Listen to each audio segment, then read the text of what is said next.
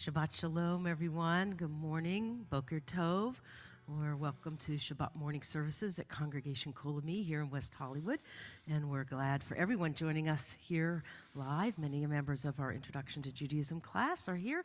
And, of course, Rabbi Ross Levy and our student rabbi, Frankie Salzman.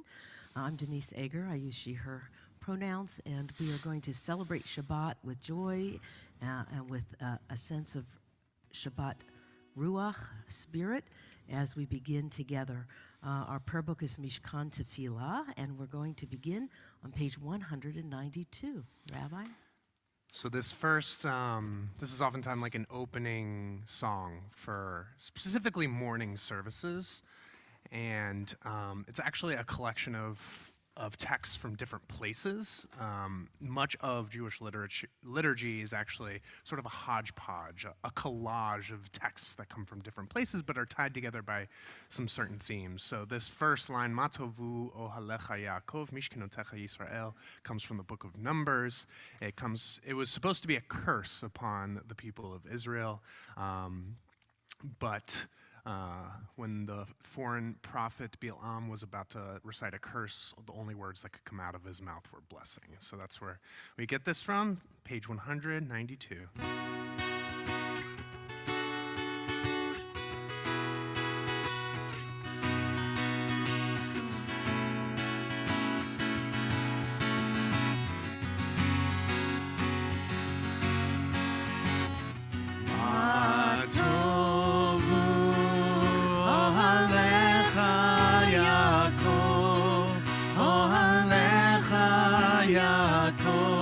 Mishkenotecha Yisrael, Ma tovu ohalecha Yaakov, ohalecha Yaakov, Mishkenotecha Yisrael, V'ani Benor Chastecha Avo Veitecha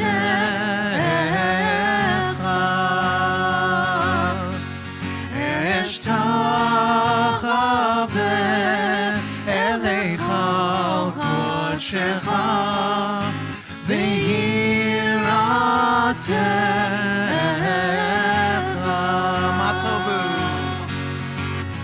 Ma tovu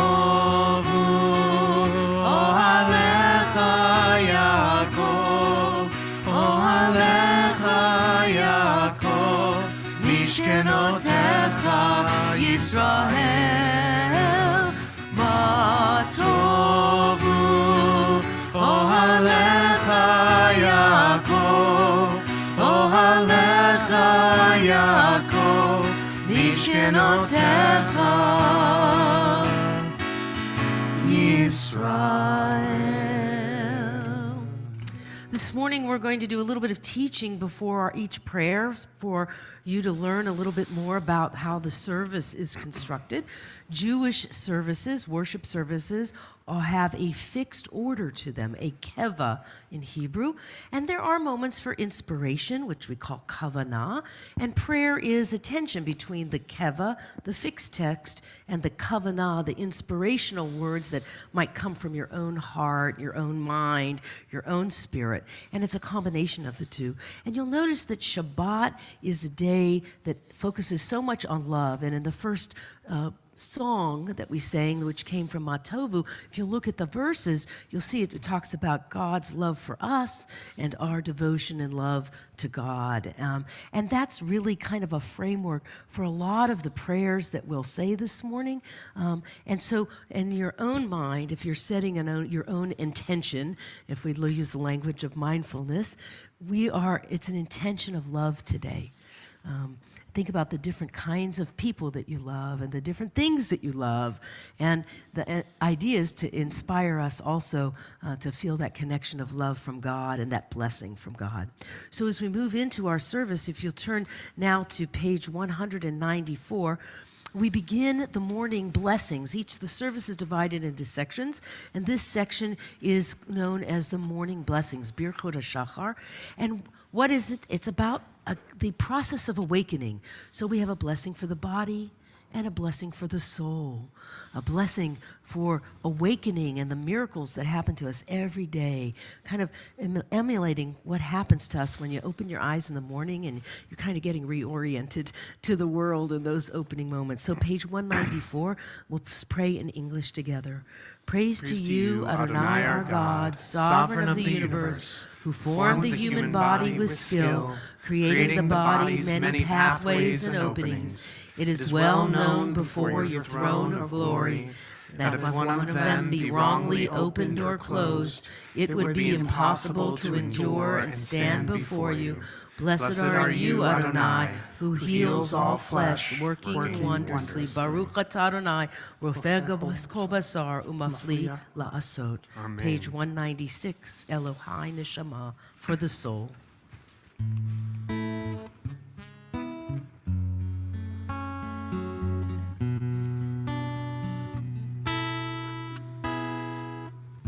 Elohai, Elohai, Neshama,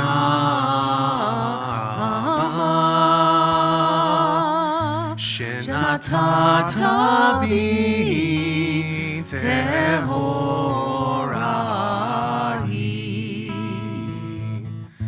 Elohai, Elohai, Neshama,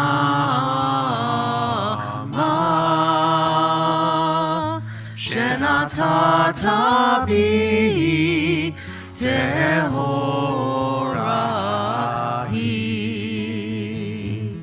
Ata yirata, ata yitzarta, ata nefachta bi. Ve'ata mishamra b'kirbi. Elohai, Elohai, Neshama,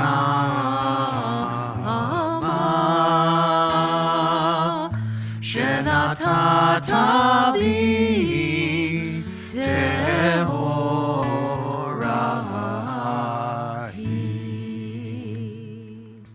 One of my favorite parts of that blessing, that prayer that's typically said every morning when we wake up, this Elohai Neshama, is the focus on the breath. So the Hebrew word for soul is actually connected with the word for breath, or to breathe.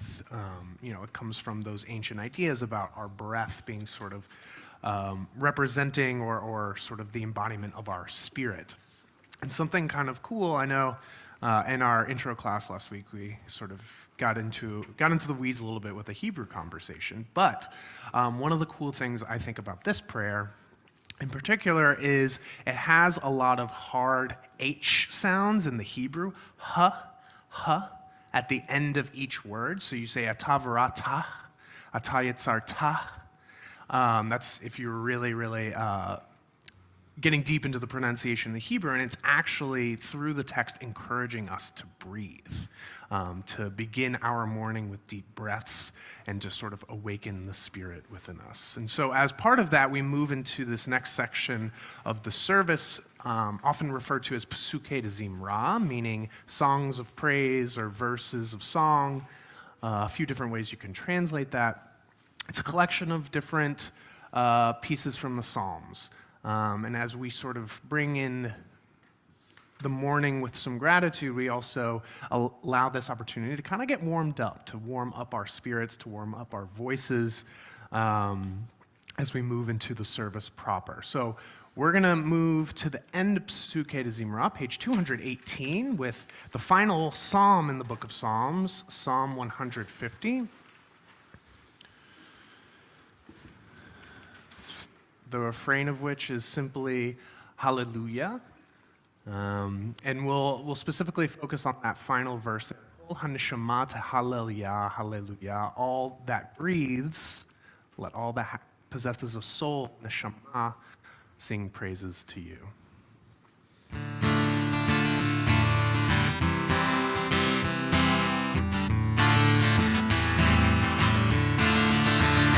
Hallelujah, Hallelujah, hallelujah, hallelujah, hallelujah, hallelujah, hallelujah, hallelujah, hallelujah, hallelujah. Kol Neshama te Hallelujah, Hallelujah, Hallelujah. Kol Neshama te Hallelujah, Hallelujah, Hallelujah. Hallelujah, hallelujah, hallelujah, hallelujah, hallelujah, hallelujah, hallelujah, hallelujah, hallelujah, hallelujah, hallelujah. Now, as we talk about these sections, we're moving actually into the next one, known as Shema and its blessings. And so it is these blessings that encompass the Shema prayer. I think we talked about it a bit in class, but it's this prayer that is sort of the centralness of our service and of the Jewish people. If there was one prayer, one phrase that we would identify with Judaism, it would be the Shema that calls out God's oneness. And we frame it in these other blessings that praise God for elements of our world and of the way that we interact with God. And so we're going to begin, though, with this call to prayer that leads us into the section on page 226, it looks like. Yes. 226, Yes, and it's customary to rise for this prayer. And we turn eastward because we pray towards Jerusalem. Well, that's actually eastward, but our ark's on the north wall, We think of Jerusalem. which is why we have Jerusalem stone over there. But okay.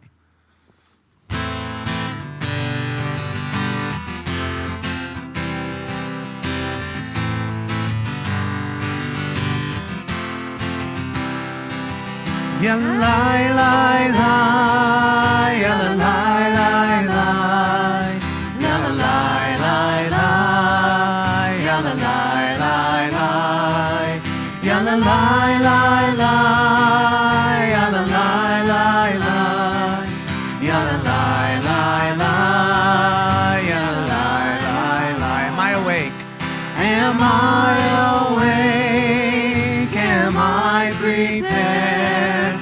Are you listening to my prayer?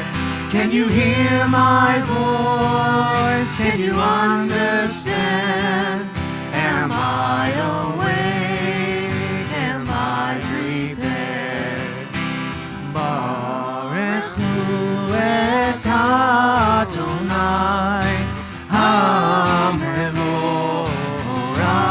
HaMevorach. Baruch Adonai HaMevorach Le'olam Va'ed. Le'olam Va'ed. Ya la lai lai lai, ya la lai lai lai, ya la lai lai lai, ya la lai lai lai, ya la lai lai lai, ya la lai lai lai, ya la lai lai lai, ya la lai lai lai. Please be seated. Hi, Marty. Come on in. Come on up. Join us. Your seat's here. Come on. We turn to page 228 for the first of these blessings that frame the Shema, Yotzer Or, which thanks God for creation of light and of the morning. We'll read together at the bottom of the page in 228. Praise are you, Adonai, our God, sovereign of the universe, creator of light and darkness, who makes peace and fashions all things. In mercy you illumine the world and those who live upon it. In your goodness you daily renew creation. How numerous are your works, Adonai. In wisdom you formed them all, filling the earth with your creatures. Be praised, Adonai our God, for the excellent work of your hands. For the lights you created, may they glorify you. Shine a new light upon Zion, that we may all swiftly merit its radiance. Praised are you, Adonai, creator of all heavenly lights. Baruch atah Adonai, Yotzer HaMe'orot. Amen. We turn the page one more time as we go to this blessing, Ahava Rabbah, God's abundant love for us as a people of Israel, of humanity, of creation. And in our Siddur, we have two different sides here, you'll notice. And Rabbi Eger earlier mentioned Keva, the order that we have, and also moments for Kavanah, the creativity that we can bring in. And on the other side of our Siddur pages, we have these readings that are a bit more of that Kavanah, that creativeness that still ties in the theme of the blessing or the prayer that we're doing, but in a more creative way. And so we're going to read together the one on the bottom there on page 231 together. Love your neighbor as yourself, you said. And light blinded we saw that inner and outer worlds are one, as you are one. You spoke and we wrote, we reached for you down the centuries, your light moving before us. As we climbed, fell back, and climbed again, your Sinai of life. Baruch atah Adonai, habocher be'amo Yisrael be'ahava. Amen. Continue on page 232, 233. We rise together for the Shema.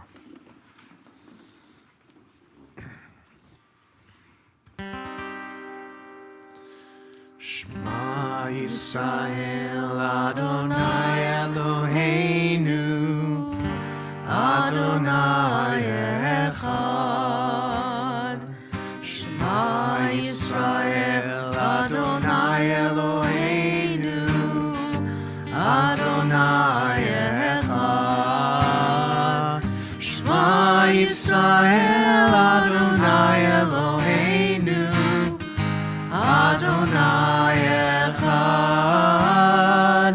Shema Yisrael Adonai Eloheinu Adonai Echad.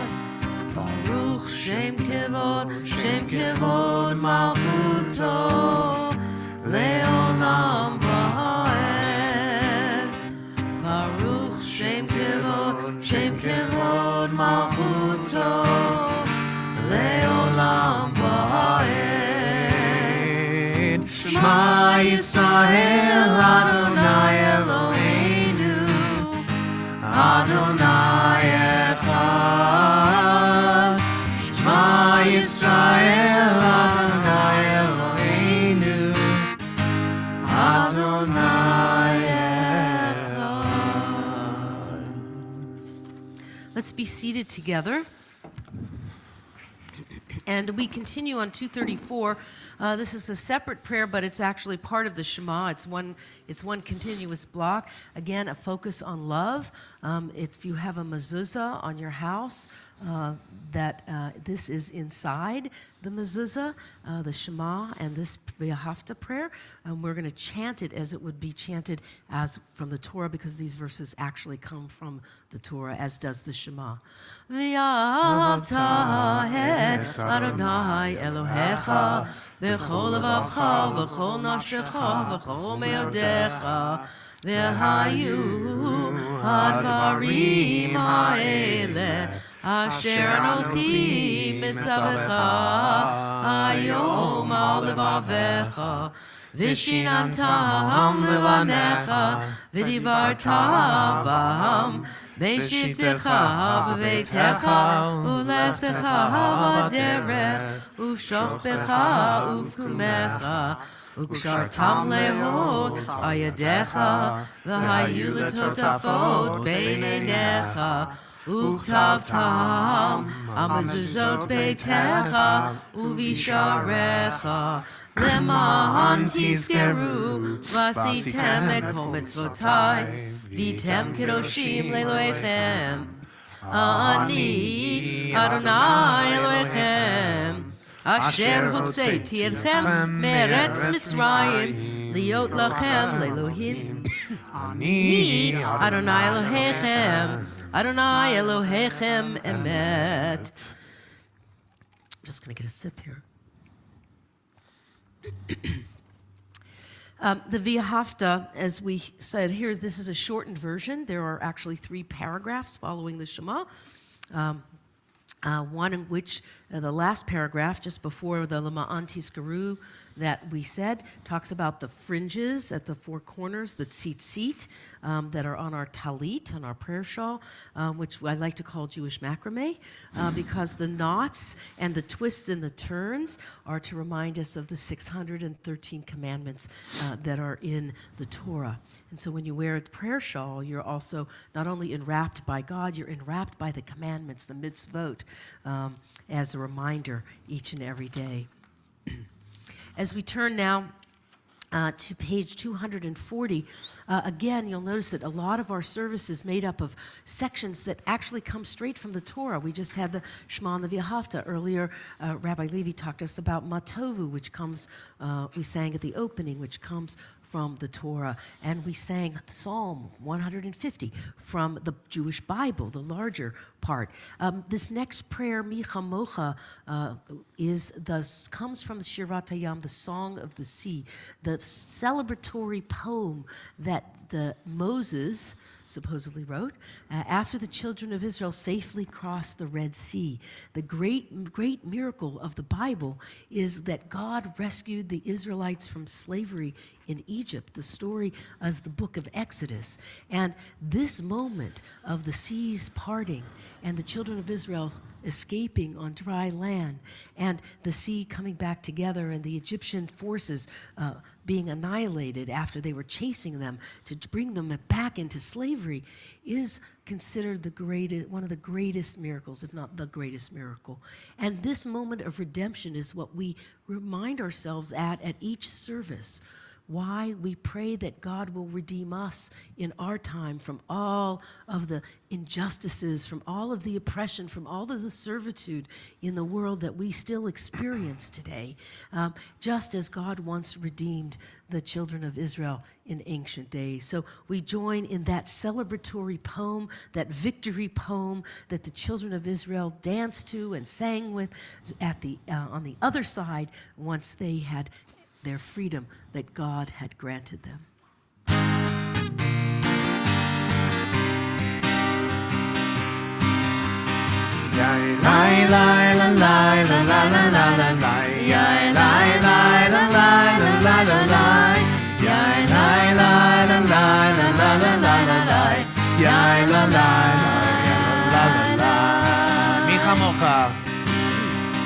מי כמוך באלים אדוני, מי כמוך נדר בקודש, נורא תהילות עושה פלא, נורא תהילות עושה פלא. שירה חדשה שיבחו גלים, לשמך על שפת הים, יחד כולם הודו, והמליכו ואמרו, אדוני ימלוך לעולם ועד, אדוני ימלוך לעולם ועד. יאללה ליי. יאללה לילה לילה לילה לילה לילה יאללה לילה לילה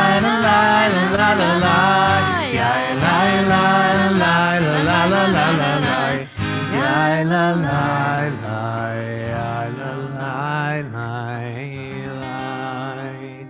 צור ישראל קומה בעזרת ישראל, ופתחנו ממך יהודה וישראל. גואלנו אדוני צבאות שמו, קדוש ישראל. ברוך אתה אדוני, גאל ישראל. That blessing of Tzur Yisrael, referring to God as the rock of Israel's strength, is the end of that section that Frankie began with us, the Shema and its blessings. And we move into a next section of the service known as the Tefillah, the word for prayer, the prayer. But really it's a series on Shabbat of 7 prayers during the week, 18, and we'll talk about that in class. Why is there more prayers during the week than on the Sabbath? But these 7 basic prayers of the Tefillah connect us to our ancestors, connect us to God's greatness and glory and might, connect us to celebrating the Sabbath day and its holiness and reminding us of our holiness in that process as human beings, and offering a prayer of deep gratitude, Modim Anachnu Lach. We thank you, God, for all of the blessings you have granted to us, morning, noon, and night, and moving into a prayer for peace, not just a prayer for particularistic peace, but a universal prayer for peace for the whole. Sim Shalom, grant us peace, your precious gift, God. And we like sometimes, so I think a lot of people think about this as just peace in the world. That is true, but there's also other kinds of peace, the contentment and peace within each person, within your home. So there's lots of ways to think about what does peace really mean. It's not always just a cessation of war or military forces. It is that. But sometimes there's battles within in our own selves that we just need refuge from. This is also done as a standing prayer. There's choreography, as you noticed earlier with the Baruch Hu. There's certain times we bow, bend our knees. We'll talk about that in a different class for those of you in the intro class. But for now, we're going to rise again together. We're going to begin singing together and chanting the first, basically, 3 prayers plus this introductory verse from the book of Psalms, again, Psalms. And actually many of the prayers in this section have words and phrases that come from the Bible. They're not actually lifted in the same way that some of the earlier ones like the Shema and the V'ahavta came out of the Torah, but there are phrases embedded in each prayer that come from the book of Psalms, that come from some of the prophets, that comes from other places in our Torah. Again, a reinvigoration of how the liturgy, how the prayers are really in Jewish tradition, a recitation of verses from Scripture. And a lot of people don't know that because the Jews don't know their Scripture quite as well sometimes as non-Jews who know their Scripture. So let's rise together and we'll begin this section of our service known as the Tefillah, the prayer. And if I can say one quick thing, this past week in our class, we were talking about sort of this dynamic reciprocal relationship between us and God in the sense of God blessing us and us also blessing God. That's something we talked about when we looked at Kiddush. Just take a look at the 3rd prayer that we're going to be chanting and singing together. It'll be a really, really good example of that, known as the Kiddusha. All right, page 100, or 242.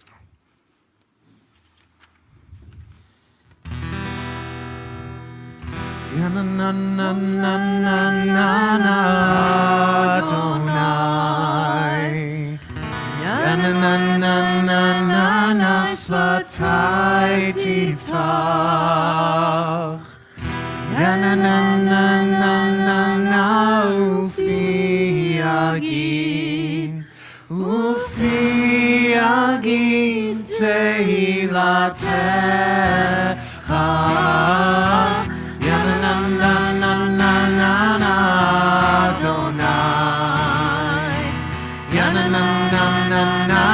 Satai Tita Ya na na na na na na Ufi Agin תהילתך. יא נה נה נה נה נה נה נה אדוני. יא נה נה נה נה נה נה שפתי תפתח. יא נה נה נה נה נה נה ופי יגיד. ופי יגיד תהילתך. 244.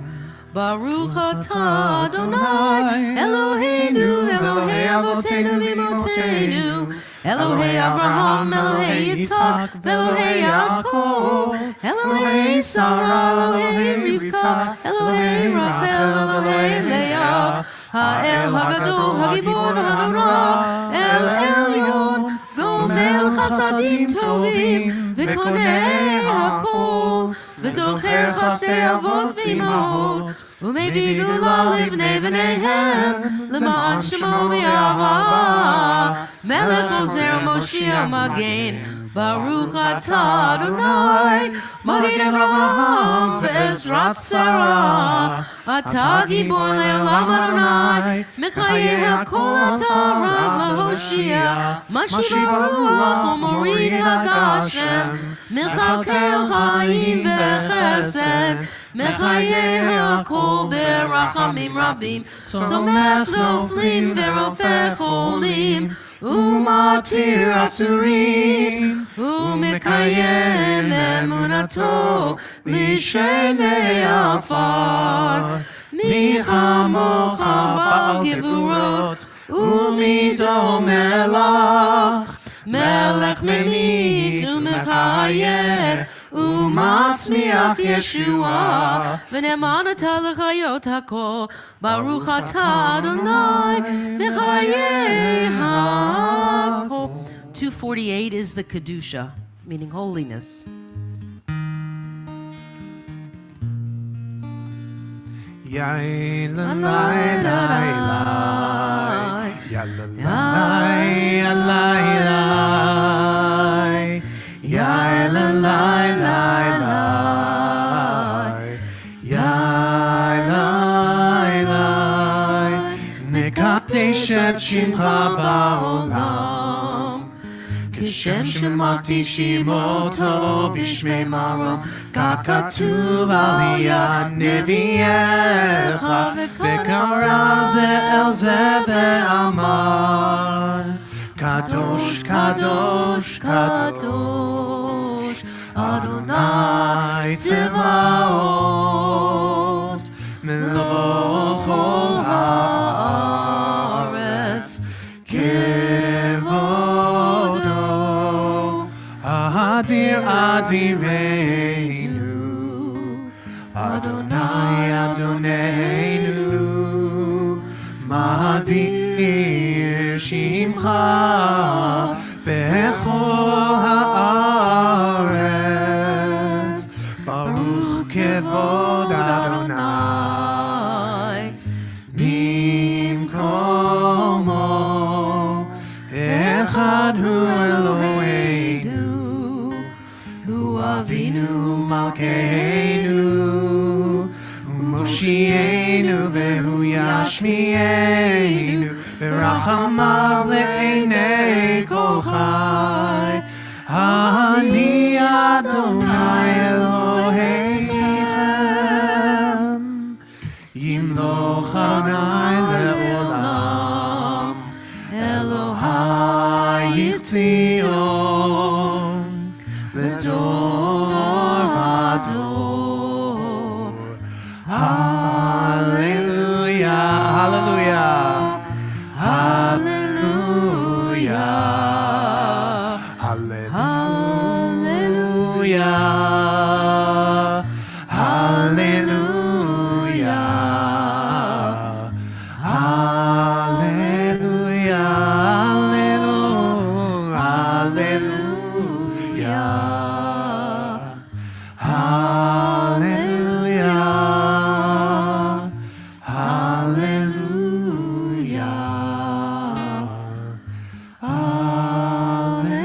hallelujah. Join me on 250 in English. Those who keep Shabbat by calling it a delight will rejoice in your realm. The people that hallow Shabbat will delight in your goodness. For being pleased with the seventh day, you hallowed it as the most precious of days, drawing our attention to the work of creation. 253 at the top. We offer thanks, O God, for this Shabbat, which unites us in faith and hope, for Shabbat holiness, which inspires sacred living, for Shabbat memories glowing even in the darkness, for Shabbat peace born of friendship and love. We offer thanks and blessing, O God. Baruch atah Adonai, Mikadesh HaShabbat. We'll take some moments now to continue on your own and pick one of the prayers on a 2-page spread, or words of gratitude or thanksgiving, or words you need to say to yourself or to your higher power. And those prayers in our book go through page 261. So just have an experience of private meditation and private prayer.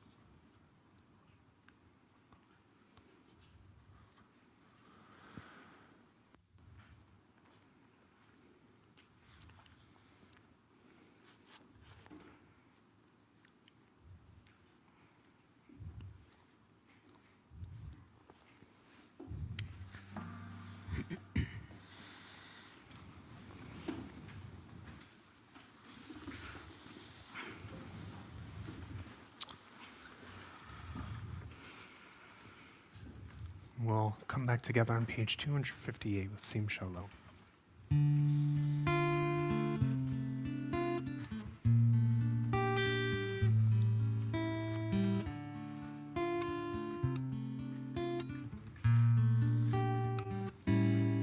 Sim Shalom.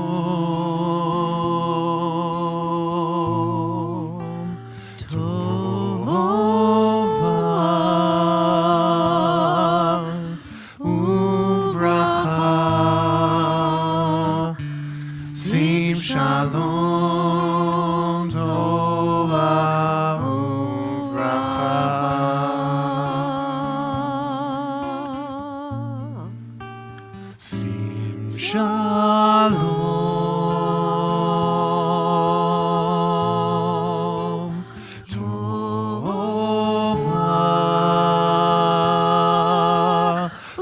Uvracha. Sim Shalom Tova Uvracha.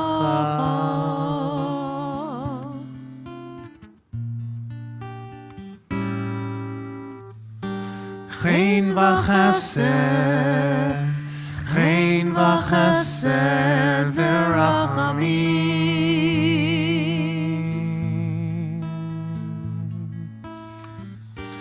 Chen v'chesed, chen v'chesed v'rachamim, v'rachamim. Sim Shalom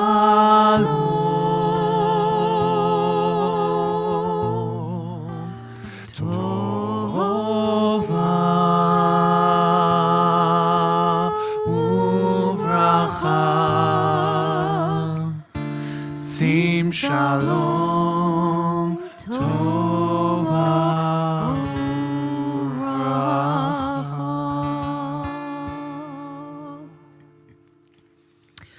That ended the tefillah section, that prayer for peace. Beautiful prayer. Thank you, Rabbi.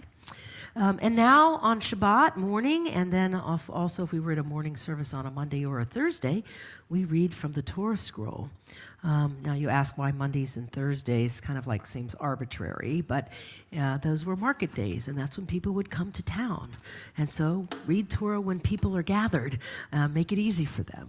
And so that has continued to be the tradition. So there are daily morning services at many synagogues, and if you would go early in the morning, you would read Torah on Mondays and Thursdays as well. This morning we're going to hear Nancy chant Torah, and she's going to teach us a little bit about that. She's one of the best Torah we could say in Yiddish, laning, to lane the Torah is to chant the Torah. So you're going to hear that and hear an expert at that. Turn to page 362. There's a lot of ceremony with taking out the Torah scroll, and part of it is to bring it out among the people, and so the Torah is going to come towards you. Now, some people have different customs. If you're remember we talked about the different kinds of Jews. Sephardic Jews, they bow to the Torah as a sense of honor. Those of us that came from Central or Eastern Europe often take our talitot, touch the scroll. Or a prayer book, touch the scroll and kiss it. Not so great in COVID times. So at Kol Ami, we've adopted as kind of our probably not good any time. It probably wasn't ever really good to do that, but we're all much more aware of that today. So we've kind of adopted the let's bow towards the Torah Sephardic tradition as kind of our communal standard here. Not as a sense of idolatry, but as a sense of honor that we're giving to the Torah, which is known as our tree of life. Mike and Alana, would you come up and be our ark openers to open the ark for us? All you got to do is open a door. And it's like you don't have to say anything. Job. It's an easy job. Wendy, would you come and hold the Torah for us today and help bring it around to everybody? That would be beautiful. So let's rise, turning page 362. You'll hear the kind of change in music and the grandness. Imagine that we're really kind of having this moment of that the Torah scroll is going to appear out of the ark, the holy ark. In some congregations, there's actually a curtain, and then there's a mystery to it. Like the stage opening, the curtain draws back, and Very we can dramatic, see. very dramatic. Very dramatic. Page 362. Ein kamocha va'Elohim Adonai ve'ein kema'asecha malchutecha malchut kol olamim umemshaltecha bechol dor v'dor Adonai melech Adonai malach Adonai imloch Le'olam va'ed Adonai oz le'amo yitein Adonai yivarech et amo v'shalom Av harachamim Eitiv avertzonecha et Sion Tivnei chomot Yerushalayim Tivnei chomot Yerushalayim Ki lecha levad batachnu Melech Elram v'nisa Adon olamim 364 Ki mitzion tetzei Torah Ki mitzion tetzei Torah Udevar Adonai Mirushalayim 366 Baruch Shenatan Torah Baruch Shenatan Torah Le'amo Yisrael B'kedushato Shema Yisrael Adonai Eloheinu Adonai Echad Eloheinu Gadol Adonenu Kadosh Shemo God lula Okay, Adonai iti uneromem Hashemo yachtav Down the ramp. lecha walk in close Adonai the ark. agedula And you can press it down. ve'agevura ve'atiferet ve'anetzach ve'ahod ki kol bashamayim uvaretz ki kol bashamayim uvaretz lecha Adonai hamamlecha v'mitnaseh Come back this way. bechol rosh. Page 367. Lo yisagoy el goy cheret lo yilmedu od Stop right here. milchama. Stop here. I'm gonna dress. Lo yisagoy el goy cheret lo yilmedu od milchama. Lo yisagoy el goy cheret lo yilmedu od milchama. Lo yisagoy el goy cheret lo yilmedu od milchama. Please be seated. If you haven't met Dr. Nancy Cohen, she is not only a dear friend, but she reads Torah regularly in our congregation. And it is Nancy also sponsored this Shabbaton in memory of her parents, Claire and Philip, and her brother, Dr. Fred Michaels, and our scholar that we'll hear from in just a little bit. So thank you to Nancy, and may their memories always be a blessing, not only for you, but your whole family. And they've been a blessing for us as well. So Nancy's going to teach us a little bit now. She has a tradition in our congregation of doing what is known as a devar word. We say devar Torah, but she does a devar trope. Trope is the word for the musical notations that are used to chant Torah. And you might have seen some of those things when we sang the V'ahavta prayer and chanted the V'ahavta prayer. Those were written in your prayer book. But she's going to teach us how the music, the chanting, interprets the Torah. Yes, Rabbi Levy has some books you can follow along if you want to. This would be a good point if you want to get a. We call it a plout, a chumash meaning 5, because there's 5 books of Moses. There might not be. We might have to share. And we are at Genesis 18. Genesis chapter 18 is is where we're reading from. But she's going to teach us first, and then she'll chant. So we'll be able to tell you all that. Thank you. Those of you who'd like to follow along, we will be on page 123, and it also goes right to the left. So beware. Shabbat Shalom, everyone. Judaism is known as a religion of deeds and action rather than just thought. In the beginning of Parshat Vayera, we learn about Abraham and Sarah's hospitality. 3 angels, disguised as men, approach Abraham during the heat of the day. Abraham, though still recovering from his recent circumcision, runs to greet them. This act was not merely a perfunctory welcome with air kisses, but rather a choreographed ritual about recognizing the needs of others. Abraham lays out the steps in the ritual.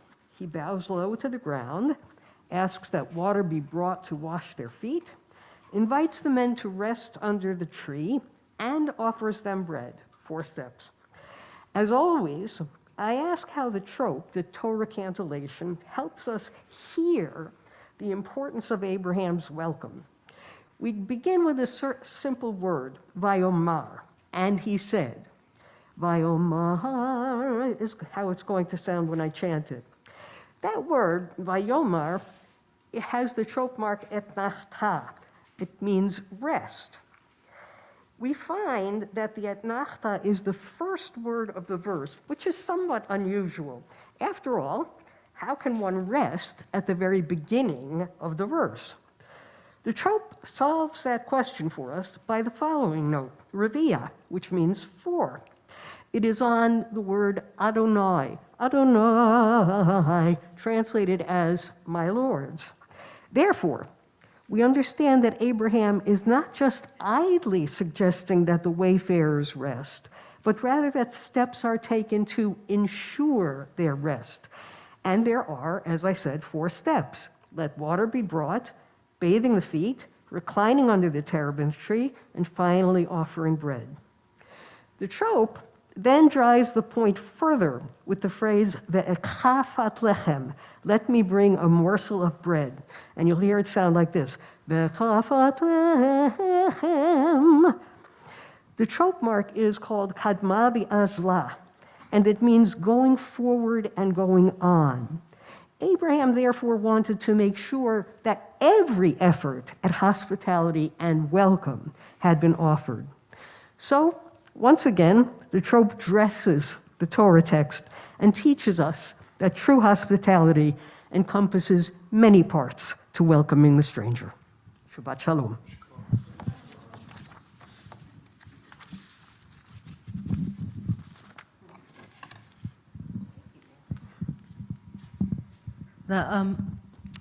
This section is really of the Torah in Genesis 18 is really important because this notion of hospitality, of welcoming people into your home, is a core value of Judaism, of being generous with what you have, food and drink.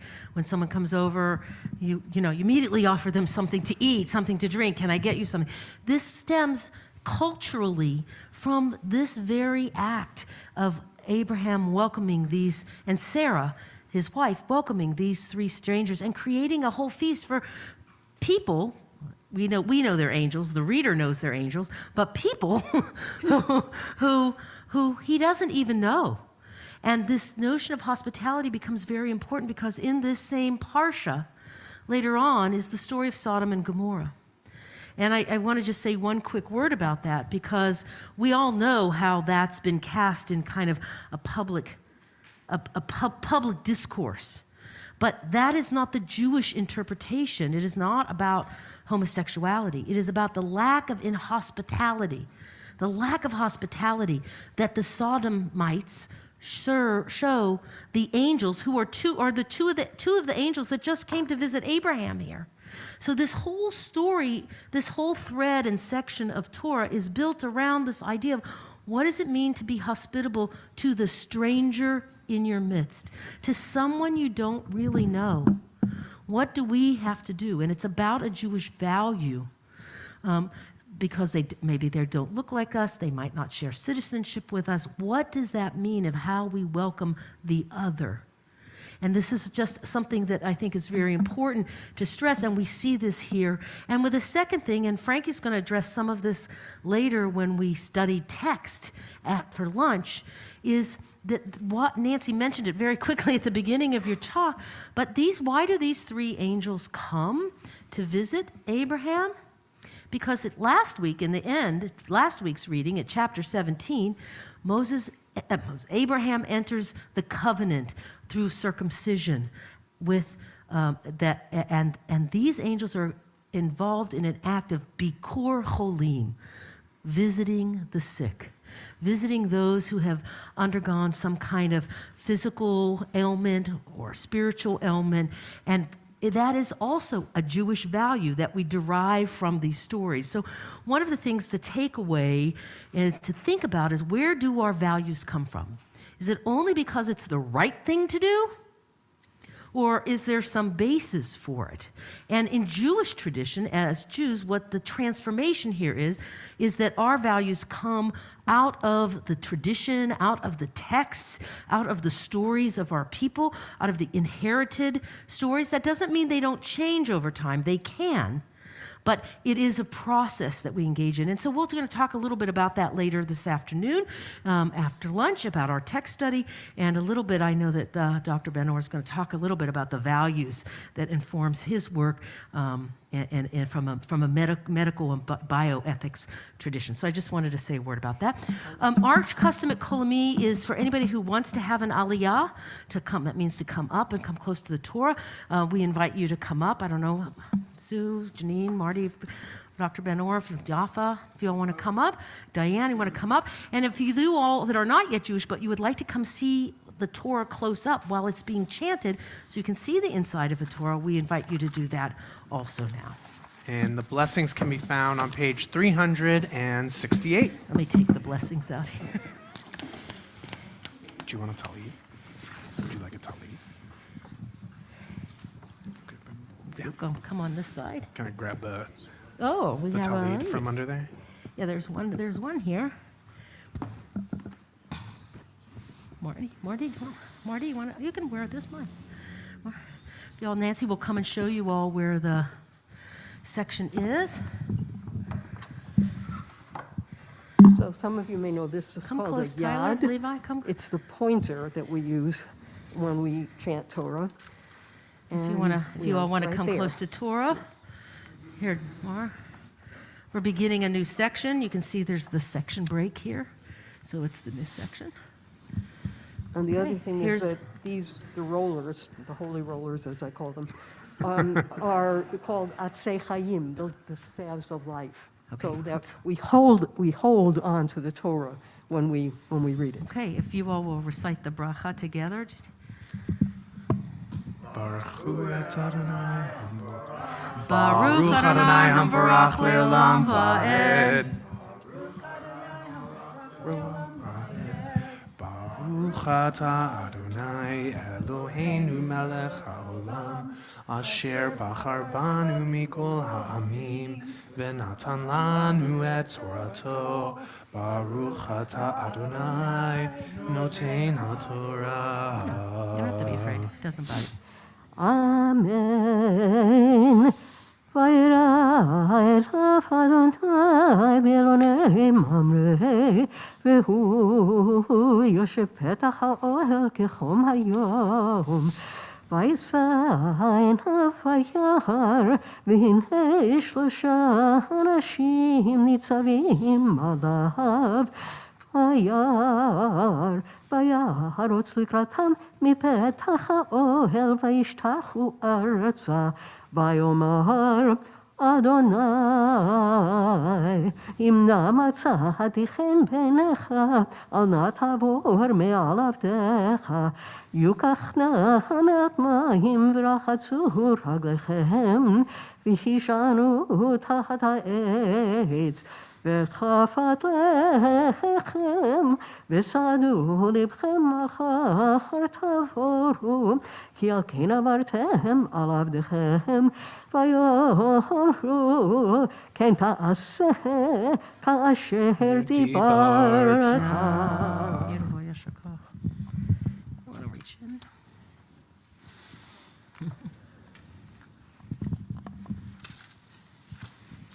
Join together in the blessing after. Baruch atah Adonai Eloheinu melech haolam asher natan lanu Torah emet v'chayei olam nata b'tochenu. Baruch atah Adonai noten haTorah. Let's make a mishaberach for healing at this moment. So we think of those in our community who are in need of a prayer for healing. John Outshul, Gary Ashland, Stephen Baird, John Bergman, Elaine Blatt, Latrice Bloom, Louise and Wayne Cantrell, Tino Felipe, Marty Frank and Stephen Hochstein, Tim Jordan, Heidi Kebes, Peter Mackler, Larry Mendelson, Stan Papel, Vitaly Popov, Tammy Rabowski, Keith Rand, Michael Rabin, Ben Reback, Arlene Regan, Ivan Rosenberg, Paul Schuten, Lowell Selvin, Miles Sen and Adi Schumann, Henry Sommerfeld, Wanda Tan, Carlos Torres, Dorian Troster and Jerry Troster, David Suriel, and David Ben Herschel Vibasha. We have these any names that you might have here in the congregation. If there's anyone you want to offer a prayer for healing for, as well. Risa Hatcher. We add any names that of those joining us online. We encourage you to share them with us as well. Yishaber Chavotenu v'Imotenu, Avraham Yitzhak v'Yaakov, Sarah, Rivka, Rachel, v'Leah. May the one who blessed our ancestors Abraham, Isaac, and Jacob, Sarah, Rebekah, Rachel, and Leah, bless and heal those who are ill. May the Blessed Holy One be filled with compassion for their health to be restored and their strength to be revived. May God swiftly send them a complete renewal of body and spirit. And let us say, Amen. Amen. We're going to lift and dress the Torah now at this time. Sue, will you come help us dress the Torah? We're going to have Rabbi Levy do the lifting, I think, because it's all on one side. And there is a text that we sing as the Torah is lifted on the bottom of page 370. And we're back in your prayer books. I got it.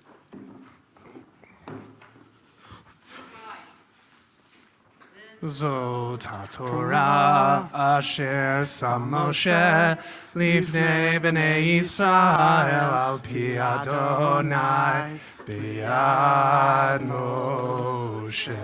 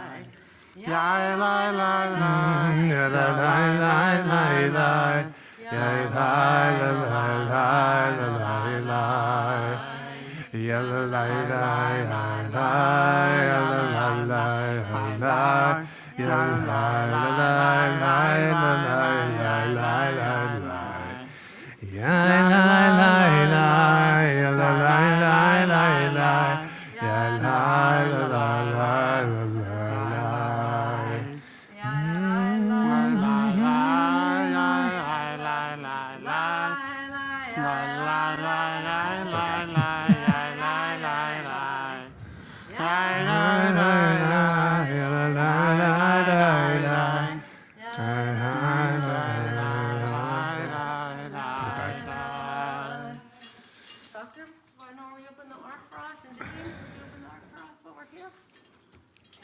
And I believe, is my microphone on? Can y'all hear me? Okay, cool. We are on page, as we return the Torah to its home, page 374.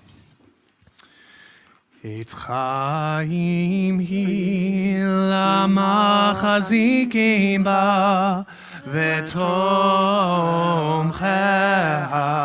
meushar diracheha darchei noam v'chol netivoteha shalom. Ashivenu Adonai Elecha v'nashuva Chadesh Chadesh Yameinu Chadesh Yameinu Kekedem. You may be seated. Thank you very much, everyone. Normally, in a fuller service, we would read the Haftarah, the section from the prophetic section that matches, say, the prophetic section of the Bible, Jeez. the second section of the Jewish Bible. We're going to hear from our own prophet in just a few minutes, Dr. Benor, so we're not going to read the Haftarah this morning, because we'll have our own live discussion. But we are going to conclude our service here, and we're going to turn to page 376. We offer this prayer for our country. Thus says Adonai, this is what I desire, to unlock the fetters of wickedness and untie the cords of lawlessness, to let the oppressed go free, to break off every yoke. Share your bread with the hungry and take the wretched poor into your home. When you see the naked, give clothing, and do not ignore your own kin. If you banish the yoke from our midst, the menacing hand, the evil speech, if you offer compassion to the hungry and satisfy the famished creature, then your light shall shine in darkness. O guardian of life and liberty, may our nation always merit your protection. Teach us to give thanks for what we have by sharing it with those who are in need. Keep our eyes open to the wonders of creation and alert to the care of the earth. May we never be lazy in the work of peace. May we honor those who have died in defense of our ideals. Grant our leaders wisdom and forbearance. May they govern with justice and compassion. Help us all to appreciate one another and to respect the many ways that we may serve you.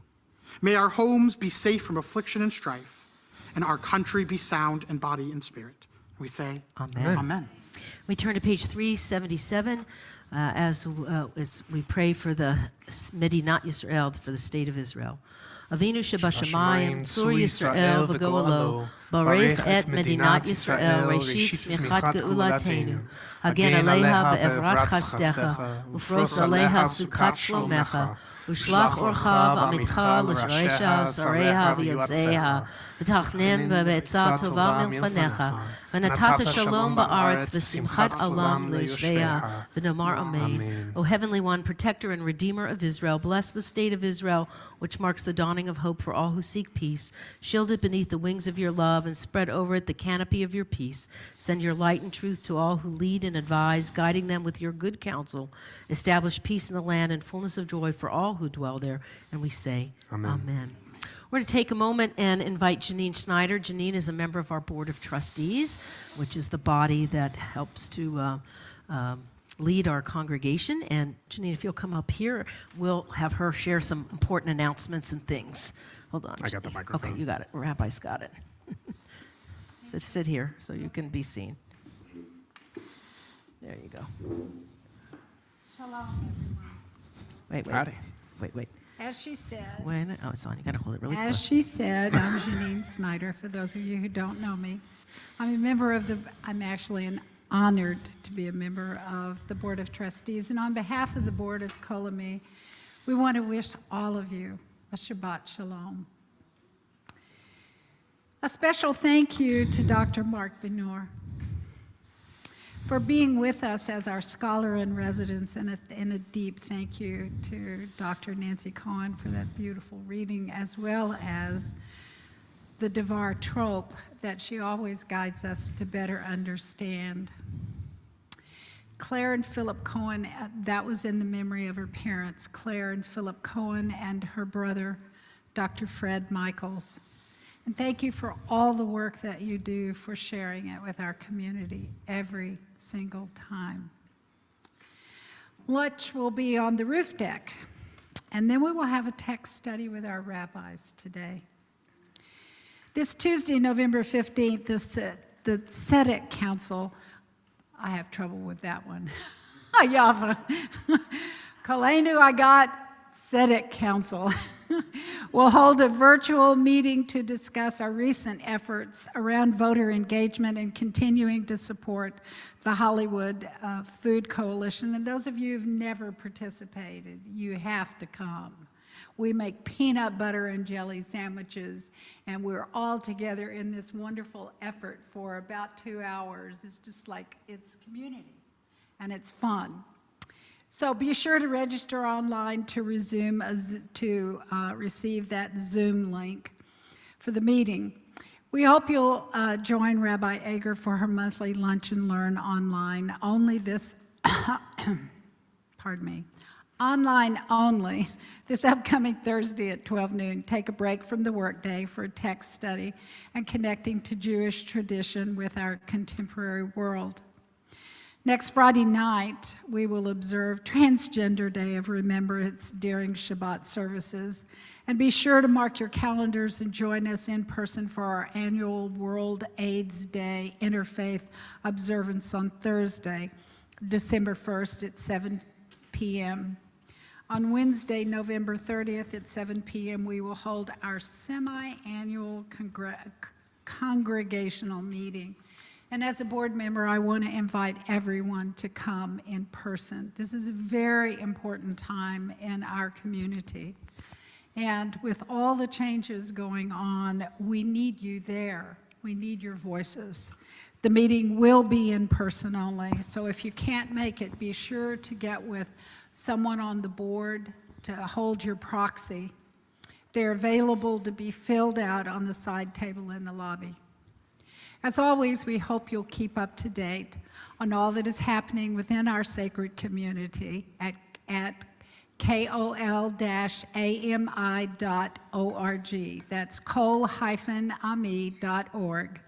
You can register for all the activities online, and in-person programs need to be registered for.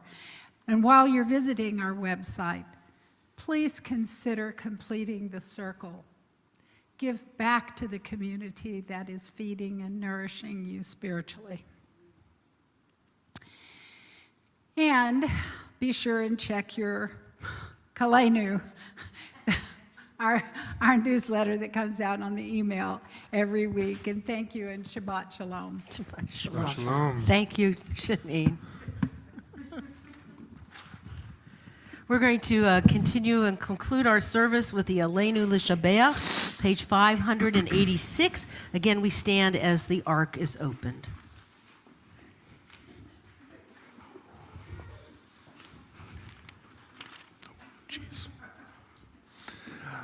Aleinu l'shabeach la'adon hakol, la'tet gedula le'otzer b'reshit, shelo asanu k'goyei ha'aratzot, ve'lo samanu k'mishpachot ha'adama, shelo sam chelkeinu kahem, ve'gor aleinu kechol hamonam, v'anachnu korim, ומשתחווים ומודים לפני מלך מלכי המלכים הקדוש ברוך הוא. Page 591. ונאמר והיה אדוני למלך על כל הארץ ביום ההוא ביום ההוא יהיה אדוני אחד ושמו אחד.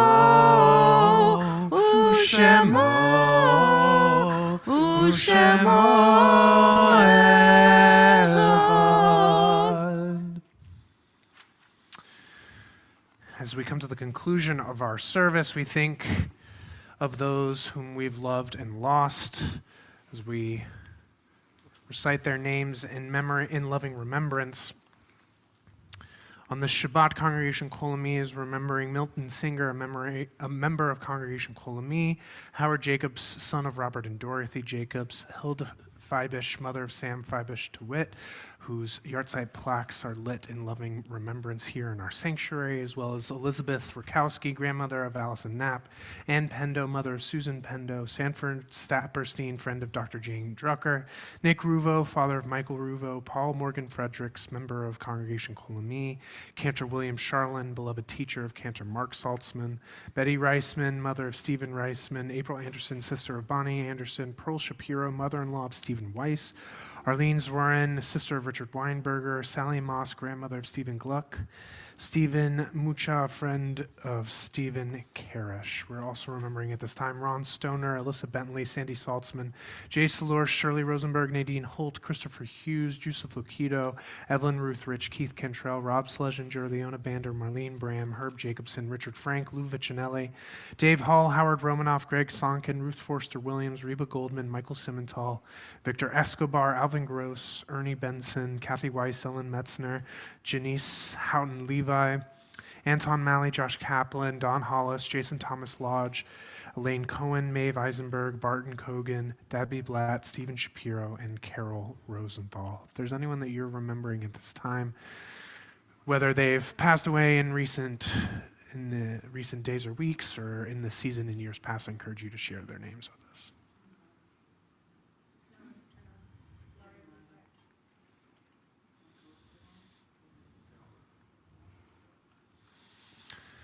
For all of these loved ones and friends whose names we continue to carry in our hearts, we say, Zichronam livracha, may their memories forever serve us as a blessing.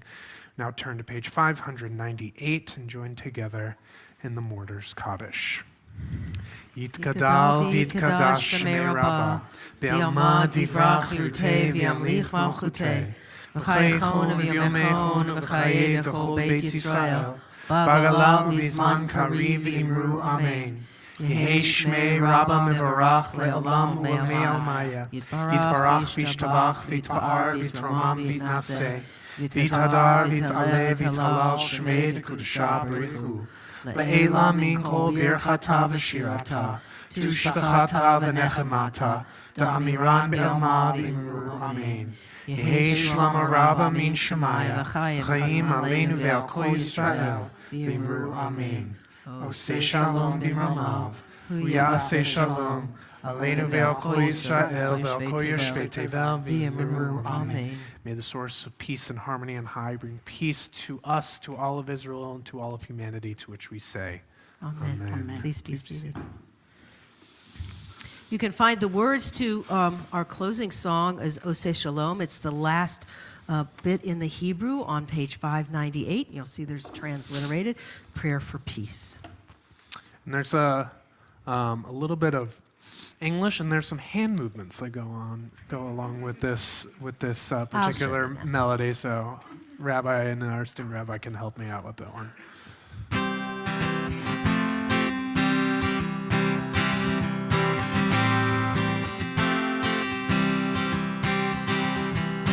Oseh Shalom B'mromav, Oseh Shalom B'mromav, Uyaseh, Uyaseh, Uyaseh Shalom, Uyaseh, Uyaseh, Uyaseh Shalom, Uyaseh, Uyaseh, Uyaseh Shalom Aleinu. May the one who makes peace bring peace down, bring peace down. May the one who makes peace bring peace down, bring peace down. May the one who makes peace bring peace down, bring peace down. May the one who makes peace bring peace down, bring peace down. Oseh Shalom B'mromav,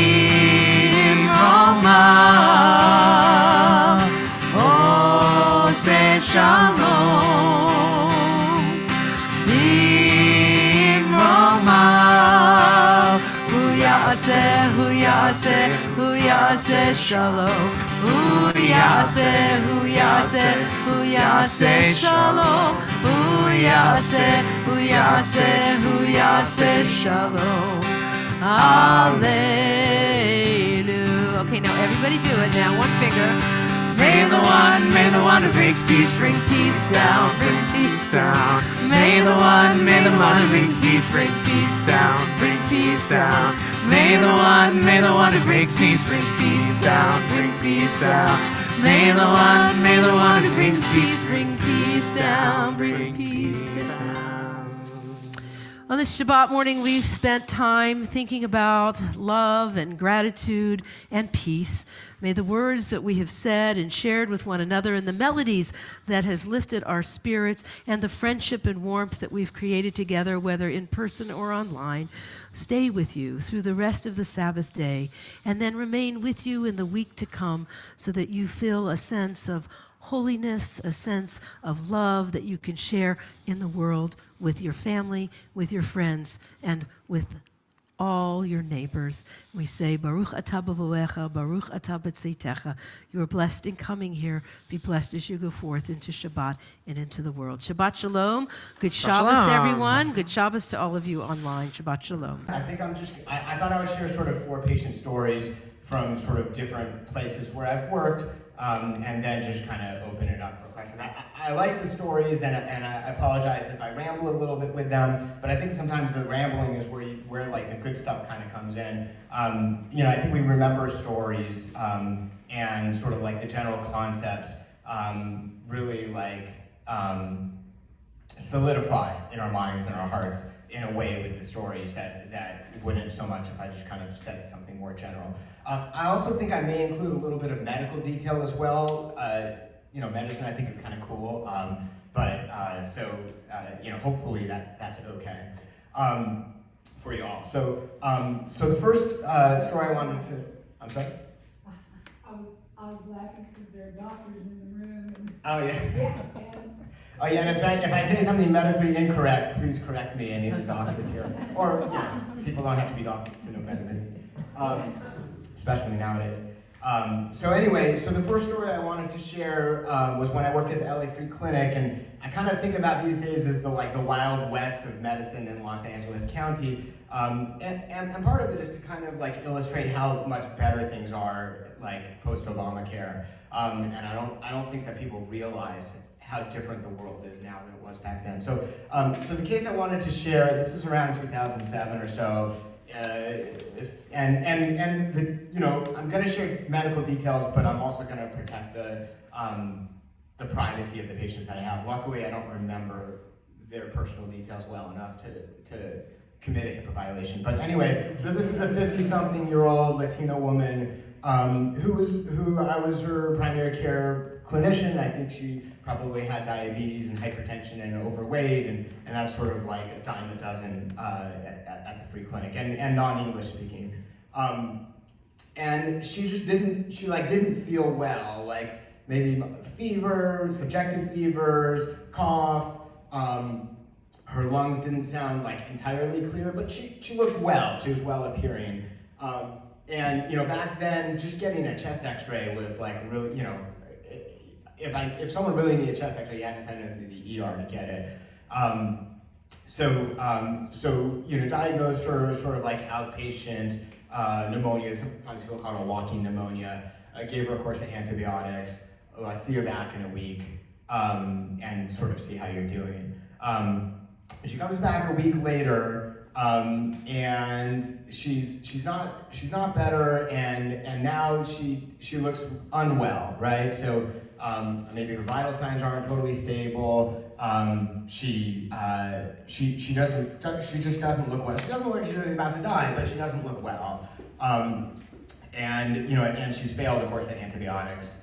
And so we send her to the hospital, and generally speaking, when we send people to the hospital, it's to one of the county hospitals. So she goes to the county hospital, and she's sort of triaged and in the waiting room, and she's waiting for hours. You know, back then I tell people, like, if you're gonna go, bring something to eat, bring a blanket and a pillow, bring something to read, bring something else to read, because you may be waiting a long time. Well, after 24 hours of waiting, the family decides that, like, they make the rational decision to actually like leave and drive across the border to Mexico. Now Mexico's not that far away, but it's not that close either.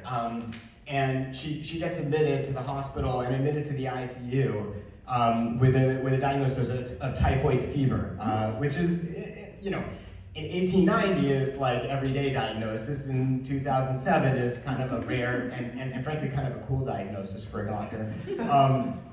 And you know, she did okay, but there's so much in there. But it included that they were right. Like eventually she would have been seen. Hopefully they would have made the diagnosis. It might not be the easiest diagnosis to make, but they made the decision that driving 3 hours across the border was her best odds.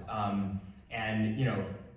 Nowadays, I don't think it would turn out that way. And the county system's not perfect, but the number of uninsured has dwindled post-Obamacare. And so the wait times aren't what they were back then. And even my access to sort of specialty care. Now with her, I don't know if I would have accessed specialty care, but we have a system called eConsult where I can actually sort of email, whether it's a rheumatologist or infectious disease or a colorectal surgeon or whatever, I can say, this is a patient, this is a scenario, and they can review it. Nowadays, we're using the same chart because I'm in the county clinic, and they can review kind of their labs and whatnot and say, well, this is what you should do, or we need to see this person in a week or a month or 3 months or whatnot. So the access and the quality and the patient-centeredness of it is light years better. So that's a free clinic story.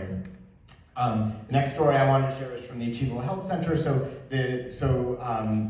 As your rabbi mentioned, the Achievable Health Center was sort of designed for patients with developmental disabilities like Down syndrome or autism or intellectual disability. The patient I want to share with you, it's funny, like the reason she was in my clinic was because she had sort of just been, admitted's not the right word, she had just moved into the sort of group home that was run by a nurse who used to be the director of nursing at the free clinic. So she knew me well. For a time I was a medical director at the free clinic. And so she respected me, I respect her, Crystal Lambert. And she insisted on bringing all of her patients, and all of her patients had developmental disabilities, so it was sort of adults with, who are regional center clients. So she brought all of her patients to me, and this was a sort of a 30-something, maybe 38-year-old African-American woman who came, she was on oxygen, so she had like a nasal cannula and oxygen, and came with a diagnosis of COPD, chronic obstructive pulmonary disease, and emphysema or chronic bronchitis. And so, you know, the first time you see a patient, especially in that clinic, it's like an hour-long visit because you want to find out their medications and their diagnoses and whatever they care about. And, you know, actually the homeless clinic is like that as well. It's like you really want to get their story well, because if you spend an inordinate amount of time correcting for errors. So anyway, it's like, well, you're kind of young to be on oxygen, and you're also kind of young to have COPD. And, you know, talking with her, well, she doesn't have any history of smoking. Well, that's weird, right? Most people have COPD, not everyone. Most people, you know, are smokers, and most people are over 40. And then, like, you know, I don't usually ask much about family history at the first visit, but in her case. So anyway, it's like, well, you're kind of young to be on oxygen, and you're also kind of young to have COPD. And, you know, talking with her, well, she doesn't have any history of smoking. Well, that's weird, right? Most people have COPD, not everyone. Most people, you know, are smokers, and most people are over 40. And then, like, you know, I don't usually ask much about family history at the first visit, but in her case I did, and she had multiple siblings who had died in their 30s and 40s of heart disease. Well, that's unusual. And so, like, you're like thinking, huh?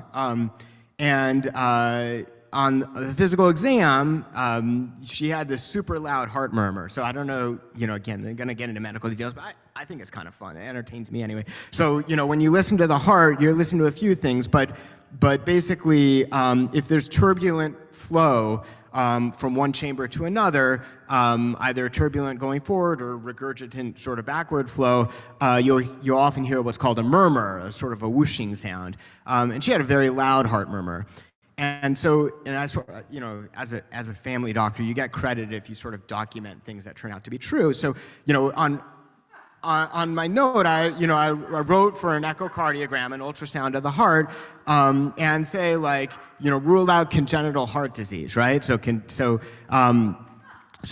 could be a reason why she's oxygen dependent, and is it okay if I go into like fetal circulation? People like fetal circulation, so I think this stuff's really cool. So, you know, normally the way the heart works is the right side of the heart sends deoxygenated blood to the lungs to get oxygen, where it returns to the left side of the heart. The left side of the heart is like the workhorse and sends the oxygenated blood throughout the whole body. Well, there's no oxygen in the lungs when you're a fetus, so there's no need to go to that pulmonary circulation. So the physiology is really cool. So basically, you're getting oxygenated blood through the placenta when you're a fetus. So again, like, if people don't like hearing about placentas, you should leave as well. So you get the oxygenated blood, and basically what it does is it crosses, so, you know, it enters to the right side of the heart, but it crosses across to the left side before it even goes to the pulmonary circulation, and then it gets sent off to the systemic circulation to get oxygen to the fetus. When you take your first breath of life, all sorts of really cool things happen, but basically what happens is the entire circulation starts to transition from fetal circulation to regular human circulation, which is to say these passageways close up, almost immediately start to close up, and oxygen is all of a sudden in your lungs. The lungs, which normally are sort of a high pressure system in the fetus, all of a sudden have sort of creates a sort of a vacuum effect, and all of a sudden you have pulmonary circulation. And that's how it usually works out. But if those chambers, those walls don't really form adequately in your 20s or 30s, sometimes what will happen is you're compensating by having the blood flow across those open spaces, but eventually you get a high pressure system, and the oxygen doesn't go to the pulmonary circulation, it just goes to the systemic circulation, and you have deoxygenated blood going around. And so you have low oxygen because you're bypassing the lungs, essentially. Is that confusing, or is that okay? Okay. So anyway, It's a cool story. Anyway, yes, the ultrasound showed that she had what's called an atrial septal defect. So things are crossing, and she's at an age where, and if that doesn't get fixed, she's going to die of this. And so most of the patients that I would see don't end up at Cedars-Sinai, but again, she's got this woman who's a nurse who knows how to navigate for her. So they get in with the congenital heart disease specialist at Cedars-Sinai, and I have a conversation with him, and I've managed to finagle myself into the cath lab where they're going to be actually doing the procedure to kind of close up this defect, which is way cool. Most family doctors don't get into the cath lab for that. And I didn't realize until I was there that what they do before they close it up is they actually introduce intraarterially, I should say, is it no, it's intravenously actually, into the heart, a catheter that has an ultrasound on the tip of it. So they're doing an intracardiac ultrasound, which is way cool. So not only, and obviously you can see it much clearer than you're seeing across the chest. So not only does she have a defect, but basically the entire wall between the right and left atrium is basically just a tatter. They're going to kind of close it up, in this sort of like less invasive through the artery, through the vein, procedure, but there's not enough tissue there to do it. So ended up, they get the cardiothoracic surgeon into the room, he sees kind of what's going on, and they decide to schedule her for sort of open heart surgery to do this. And she had the gap fixed, and a couple of weeks later, she's she's no longer on oxygen, and she's actually on an exercise bicycle losing weight because now she has oxygen, so she could do stuff, and the rest of her life looks a lot better. So there's a lot there. I think that this is a patient with moderate intellectual disability. I should have mentioned, and I think and pleasant and stoic, and so I think that patients from disadvantaged backgrounds sometimes don't get the advocacy that they otherwise would, and how she made it to 30-some years old. And she had been admitted to the hospital in respiratory distress multiple times, but some of the hospitals that are in the neighborhoods where of patients like this, it's just, okay, it's a COPD exacerbation, and they don't question the diagnosis. I don't know if anyone even listened to her heart really carefully. They might not have. So anyway, so that's the story. Sure, yeah. Oh, no pregnancies, no kids. Good question. Oh, cool. Oh, yeah, like how many? Oh, sorry, the question was, had she been pregnant? The reason why, is this still on? The reason Nancy asked if she'd been pregnant, because when you're pregnant, sometimes these things get diagnosed as your cardiac physiology has more. This is a medical audience. She hadn't been pregnant ever, and now the pediatrician asking a question. Go ahead. I have actually a number of questions. I do want to make sure this is good for general, but yeah, go ahead. No, I'm curious to know what her healthcare background was. I mean, as a child, did she get medical care here in Los Angeles area? This sounds like it's not on. It's Tori. I'm curious as well. I don't know. I met her in her 30s. Well, I mean, having been I don't want to take the stage away, but I worked at the state level for both California Children's Services Program, which is the state program for children with chronic and disabling illnesses, as well as another program called the CHDP program, which is a Child Health and Disability Prevention Program in the state, which assures that all children in the state of California, regardless of economic or immigration status, get the basic services that they need, regular checkups, immunizations, and so on. And I was also a pediatrician for group homes for children and teenagers and some young adults with intellectual disabilities, and had a personal connection with regional centers. So it is just surprising to me that this woman got this far along in the healthcare system if she was accessing care in California without having an evaluation or diagnosis, because the resources, the financial support, regardless of immigration status and economic status for young people, exists. Yeah, so she was in her 30s, so she probably grew up in the 1980s. So it doesn't surprise me at all that and you know, sometimes a curse is a blessing is a curse. Her heart condition was probably, in a sense, was mild enough. You know, it's an atrial septal defects, was sort of mild enough that she was totally compensated. And you know, kids have benign murmurs as well, right? So diagnosing someone with congenital heart disease sometimes is sort of easy, sometimes it's really hard. And again, you know, 30 years ago, probably more likely to kind of slip through. So, but at any rate, it doesn't surprise me that she was not diagnosed till she saw me. There was a lot of patients that I've seen over the years who, in retrospect, the diagnosis looks like how could it be missed, but you know, it was. So yeah, sorry. Was there another question or?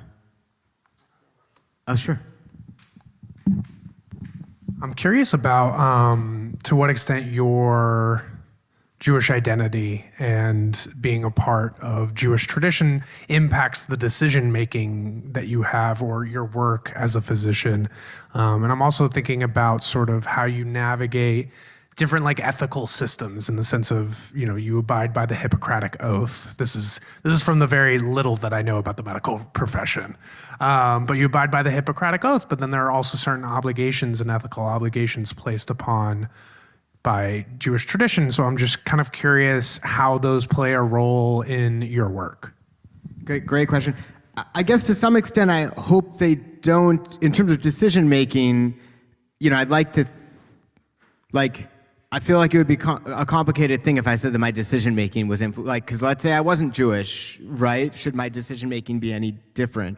And in a sense, it shouldn't, right? The diagnosis is the same, and your goal as a doctor is to, establish rapport with your patient, to make a good diagnosis, to have a good, an effective, helpful intervention, to educate the patient in such a way that that intervention is actually implemented, and then to follow up in the aftermath. So, in a sense, the Judaism, I should be able to do that equally well if I'm Christian or Muslim or atheist or whatnot, so to some extent, it shouldn't. On the other hand, we're human beings, right? So what we do is influenced by our identities and our backgrounds and our experiences. So when I finished college, I spent a year in Israel. This is back in the 90s, in the first Netanyahu era. Who knew? I did a year of sort of volunteer work. But the first couple of months, I was an intern for Danny Siegel. Does anybody know who Danny Siegel is? A couple of people.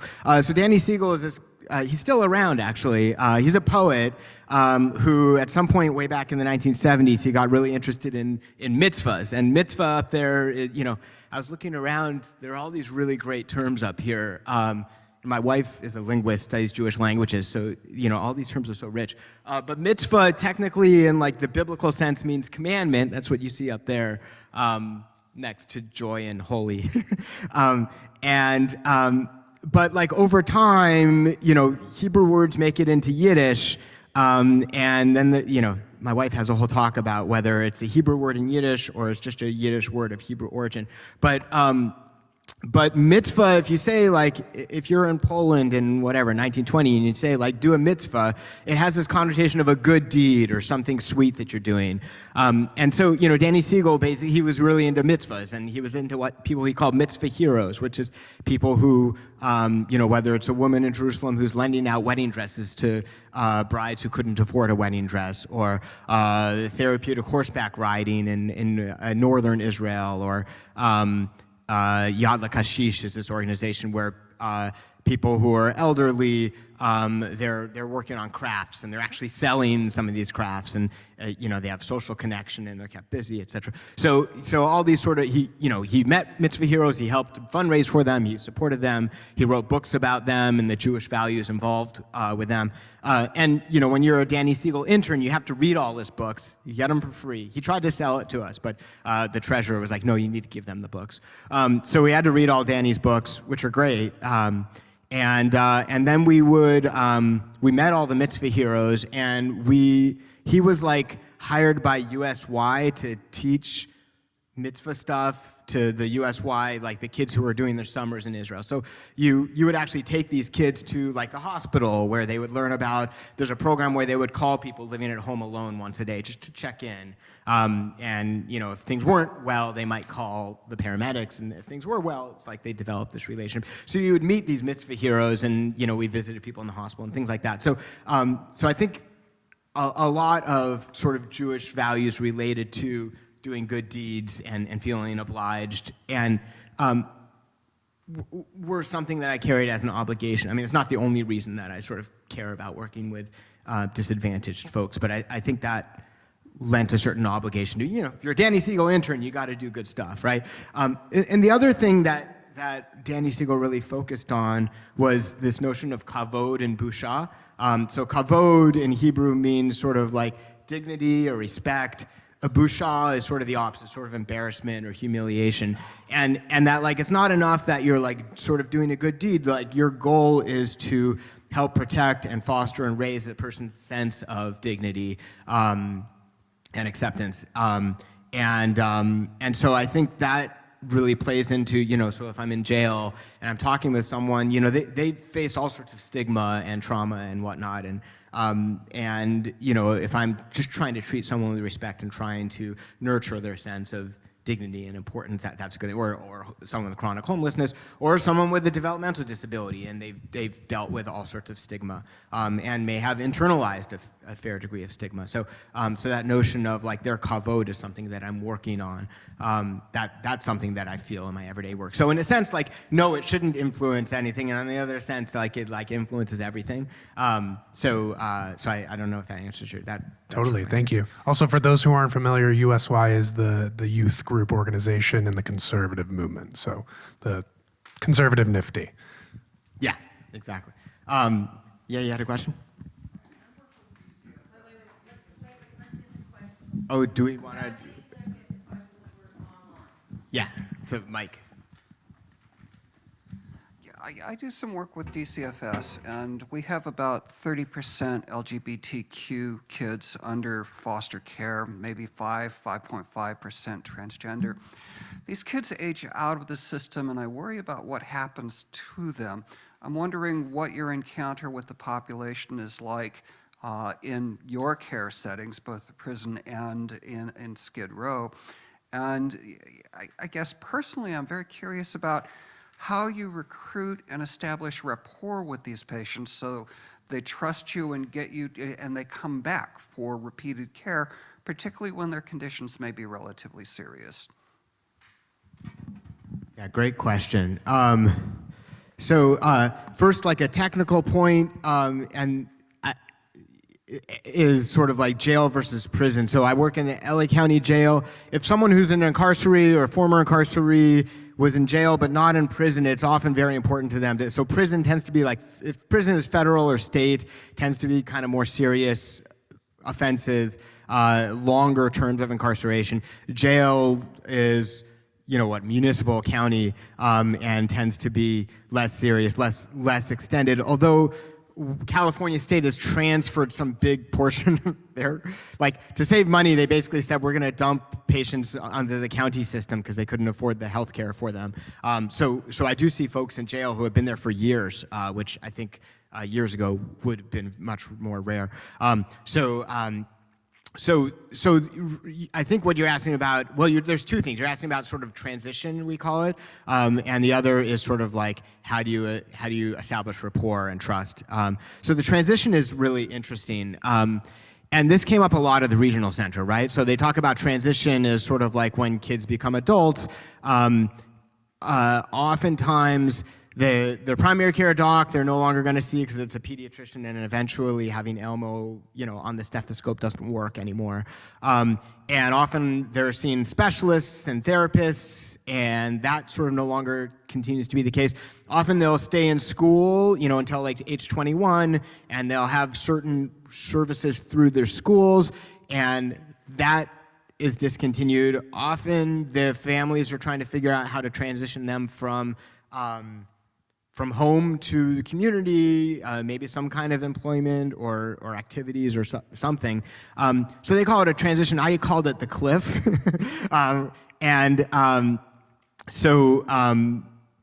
The best story, so again, I should tell patient stories. So there was a patient who was, maybe 19 years old or something like that, or maybe it was, and again, it's 21 is when they sort of have to leave high school.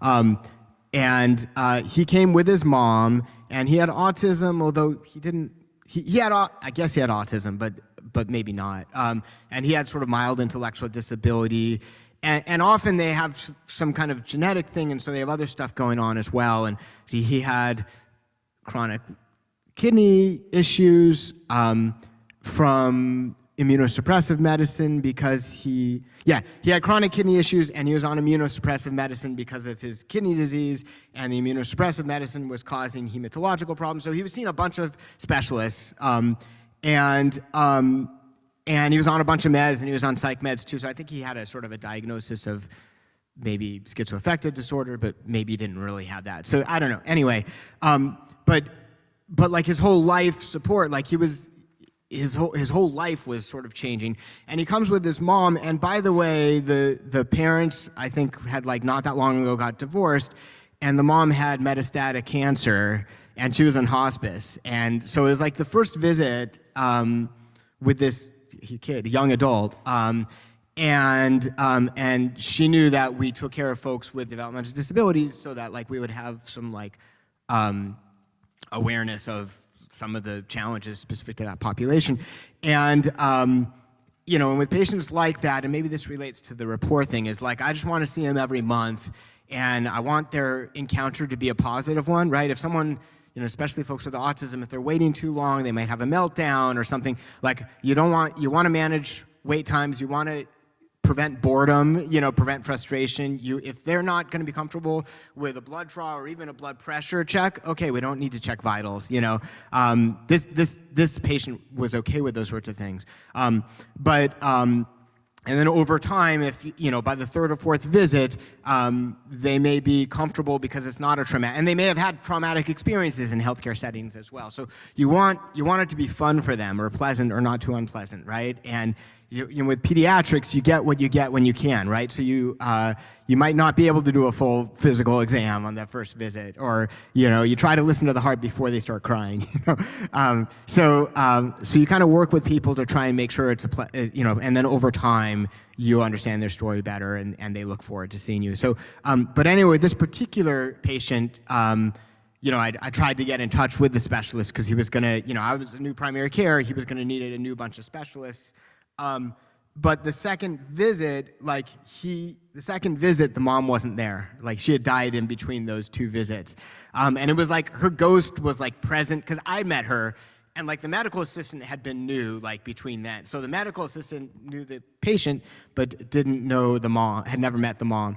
And the caregivers were working in this group home and attending to this guy. They like hadn't met the mom either. So I was like this train of transmission from the mom.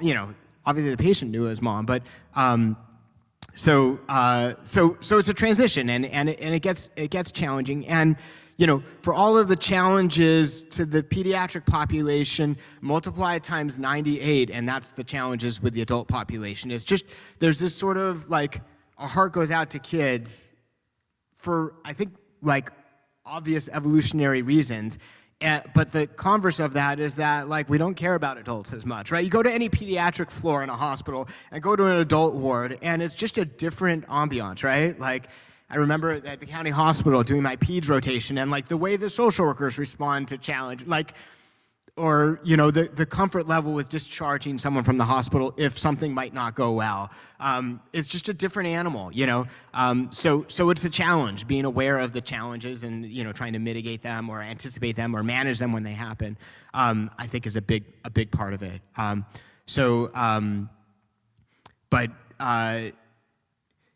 Again, like this 30-some-year-old who's on oxygen, that would be less likely to happen if it's a 6-year-old who is oxygen dependent, right? Like, it's just a different scenario. Yeah. More questions or stories? I have lots of stories, but I like the questions. That's the best, when the question anticipates the story. Yeah, please. Wait for the mic is coming behind your left. Thank you. So you mentioned about the patient that you were telling the story about before we started asking you questions, the woman who was on oxygen. You mentioned that when she got off oxygen and was feeling better, she was immediately on the bike trying to lose weight, right? And so I was wondering, in your field or in your sort of the kind of work you do, is there a discussion of and or training about the sort of incredible prevalence of fat phobia or anti-fat bias, and the way that doctors, because you mentioned that everybody had missed this until you, right? And often, from what I know of many of my friends, my beloveds, if you are overweight, the first thing a doctor is going to tell you is, oh, you need to lose weight. And that's the end of the medical advice for many people. And so, speaking of medical podcasts, if you don't, you should listen to Maintenance Phase. Yes. So I'm just curious how that, how that fits into what you're doing, especially because I know poverty is also deeply associated with, overweight or fatness or whatever term you use in your field. So, so that's the question. It's a great question. So there's a tremendous prevalence of overweight and obesity. It's interesting, sometimes people call it morbid obesity, and there's a move not to use that term, right? Because, it's stigmatizing. And I think when I started working with developmental disability, I got so much more aware of stigma, right? And again, I think this relates to that Kavod and Bouchard thing, is that sometimes we're working on managing stigma and sort of trauma that people have experienced from stigma, and stigma that people carry internally, right, towards themselves. And healthy lifestyle is part and parcel of what you do in family medicine all of the time, and trying to manage risk factors for complications, right? So being overweight is a risk factor for all sorts of things. And so trying to intervene. But if you, I think there's a risk that a clinician will make the assumption that the person doesn't care or doesn't know or hasn't tried, right? And so I think one of the things that, they talk about in medicine is we always have our 17 questions and 17 things that we want to do, but just letting the patient talk for a half a minute, whatever their priority item is, their chief complaint, we call it, which is also a stigmatizing term. So then, so if their weight comes up with that, then, but letting them share their perception of it and listening with open ears and respecting them, is a big deal. And, maybe weight doesn't come up at that moment, but it comes up as, we're talking about their hypertension. And, I always have my 12 medicines that I might want to go to, but I also want to talk about healthy eating and physical activity. But again, not presuming, just like with this patient, not presuming what her diagnosis was, not presuming what their perception is or what their prior history of attempts have been, and then trying to collaboratively put together a plan to address it, right? And conceiving of it as a risk factor, but not as a moral failing or something like that. So I think it's a big piece of it, and it's a particularly big piece in the jails and in Skid Row, and in the sense that people are so used to having folks make assumptions about them that are negative, and they've internalized so often so many of those assumptions. So just listening to the person and having respect and sort of enjoying their company and sometimes with the continuity, maybe it's the third or fourth visitor or whatever, them feeling more comfortable in that setting, you can collaboratively start to put together plans to manage those things. A related, one of my goals of this is to have people have some take-home items to work on. For folks who really have considerable obesity and lifestyle modifications haven't really made the difference that they ought to, and some medicines sometimes can be useful, but where they haven't really, there are surgeries that are very effective at reversing their diabetes and their hypertension, and more and more evidence that they have outcome benefits for folks. In the county system, there's a resource issue, right? There's too much sort of obesity out there for them to do weight loss surgery on everyone who would really qualify for it and really benefit from it. So they have all these sort of rules about who they'll do it for. So if someone has certain types of mental illness, they won't do it. And there's a certain logic to it because there's a lot you have to do post-surgery. On the other hand, to say those people won't get surgery, they're also going to have, they're going to, on average, have worse outcomes without surgery, right? Or if people are over a certain weight, they won't do it. They actually have to have a low enough body mass index that the surgeon will do it. And I get it, they can't do weight loss surgeries for everyone, but it's really, in a sense, it's discriminatory. So if, so that, on a practical level, it gnaws at me. It's ungrammatical for me that okay, well, this person weighs too much to have weight loss surgery. So if that's something that inspires you, it's, or this person has, some mental illness diagnosis and so they can't have weight loss surgery. With each patient, it should be an individualized decision whether they do or not. But there are, I have a patient who, in the homeless clinic, who I've seen for a while, and she's very, very obese. Now she has diabetes. She didn't have that initially. She has hypertension on 4 different meds, well controlled, which I'm proud of. She was never well controlled till she saw me in terms of her blood pressure. But she's in a wheelchair. She barely can stand on her feet, and she would do much, much better with weight loss surgery. But they won't do it unless she loses 100 pounds. That's not happening.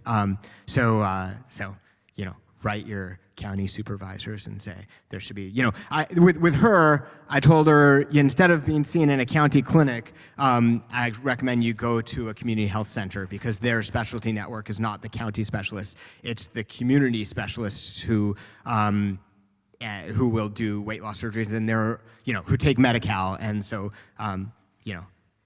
it's with Good Will Hunting, there's this one day I'm not going to see you anymore. With this patient, one day I'm not going to see her because she's established care with, maybe she won't like the doctors much, but she'll get her weight loss surgery. She'll weigh 100 pounds less, and then she'll come back to me and I'll treat her blood pressure. Mark, can you, I think that's just such a beautiful story, you're teaching us. What could we do? You mentioned write your county supervisor.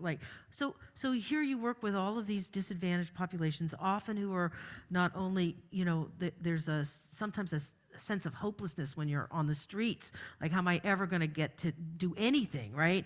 And what could we do to be advocates, and particularly around this issue of access to better health care for those who are disadvantaged, as you said, in the disadvantaged populations, whether they're incarcerees, or is there something that that we ought to take away as a takeaway this morning? Yeah, absolutely. So, and for me, to some degree, I'm very concrete. There will be something that we could do better that we're not doing better. So I hadn't planned to talk about bariatric surgery, but it was, it came up naturally. There's a gazillion things. But I think with the jail is where I think there's just so much potential. And we talked about stigma. There's almost it's almost a systemic change. Once you see an opportunity to treat people better, you change the calculus of the place, right? So it's not I'm not a fan of mass incarceration, so it's not I want people to be in jail so they can get certain care items. So that's not the message. But as long as they're gonna be there in jail, we're obliged to provide good care for them and to think about the population health and more broadly. And if we take advantage of those opportunities, then we start to be aware of the humanity of those people, and then there's ripple effects in the larger community. So so that's a nice segue to one of the stories I wanted to share. Was a patient. So currently I work in Men's Central. So I'm on Skid Row Monday, Wednesday, Friday. I'm in Men's Central Jail Tuesday, Thursdays. And so currently I work on, like, an LA jail is like the largest jail in the world, by the way. I don't know how much pride you should take in that, but it's pretty impressive. The number of people who sleep in LA County Jail, in Twin Towers and Men's Central Jail.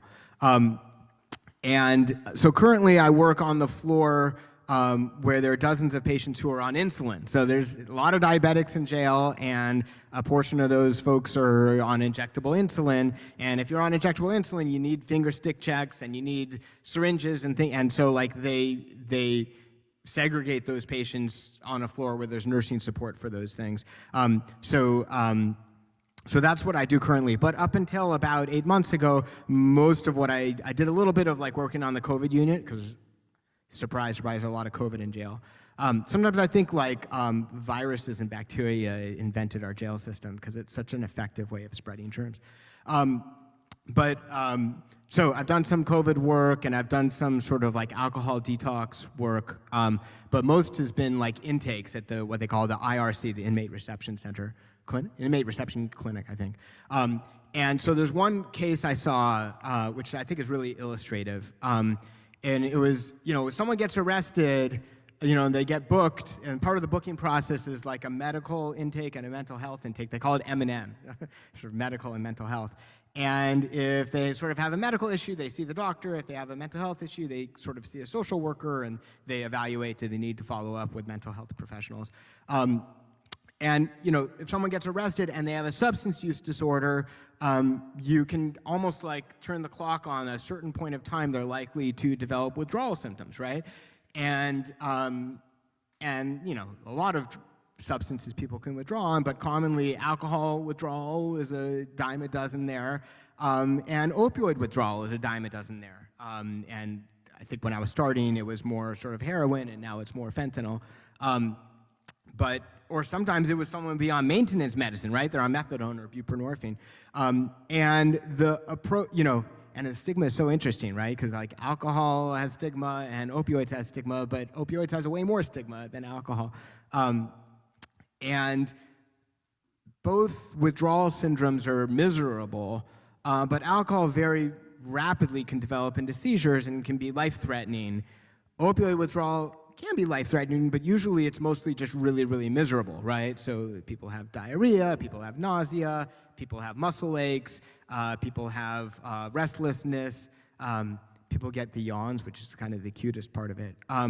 But anyway, the way that they approach, so if someone is at risk of going into alcohol withdrawal, the nursing staff will give them medicine, and essentially they'll give a medicine like Valium or Ativan, which very effectively treats alcohol withdrawal and prevents the seizures.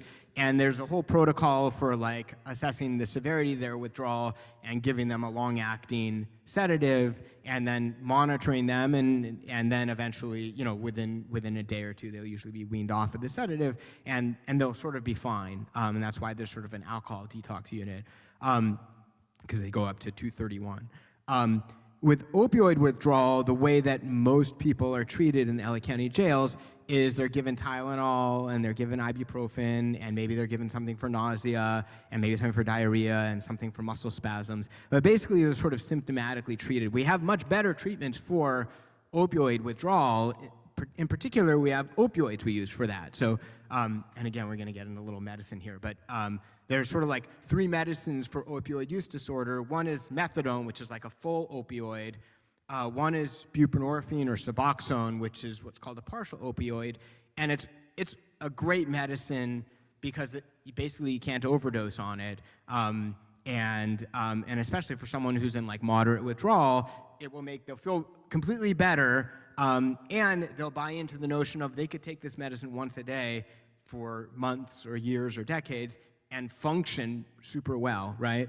And the other is a medicine called naltrexone, which is a full blocker. Now, if someone is using heroin or fentanyl and you give them naltrexone, you'll make them very, very sick. Actually, if you give them buprenorphine and they're not in withdrawal or they're in mild withdrawal, you'll make them sick because it's a partial agonist, but what's called high affinity. So the way I think about, I use a bicycle narrative. So it holds onto the handlebars so tightly that like the heroin can't sit on the bicycle, but it doesn't pedal as hard as the heroin. So if you're used to going 100 miles an hour, now you're down at 50, and you'll feel like you're decelerating. If you're in such withdrawal that you're at 20 miles an hour and feeling, unwell, it'll push you up to 50, and you're safely feeling well. So anyway, the patient was still symptomatic, and because they're checking, they're giving him more sedatives. He gets more and more sedated, but at the same time, he's still symptomatic. And they're different,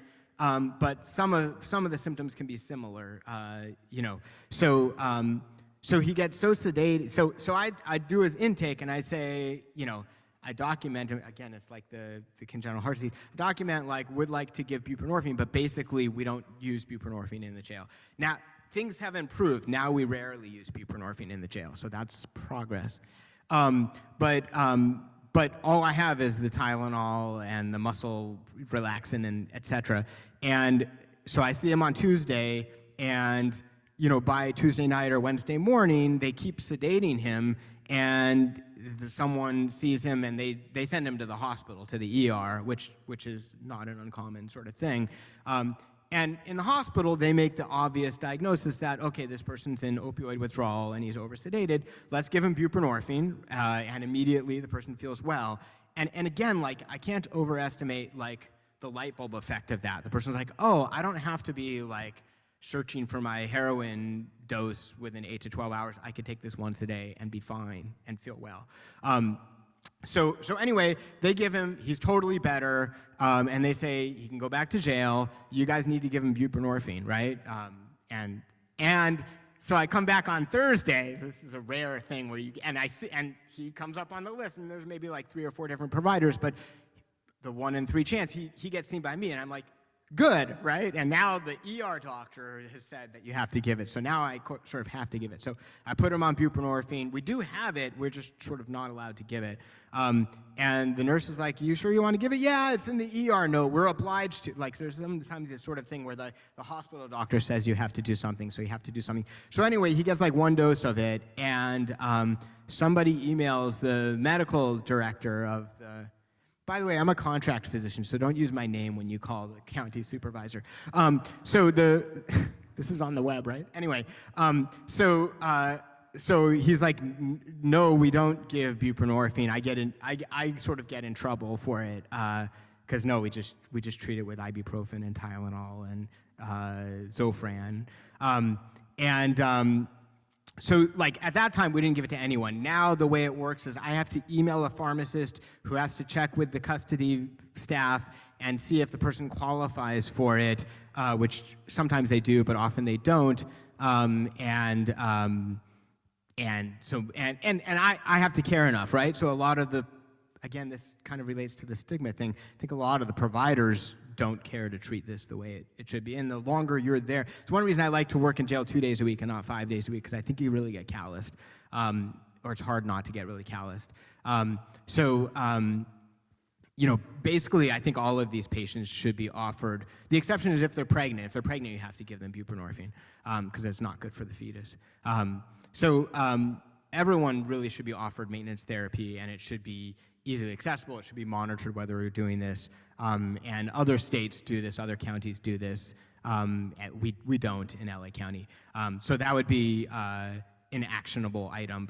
So now when I see people on my insulin floor, I email the same sort of pharmacist, and it's like they get put on the list.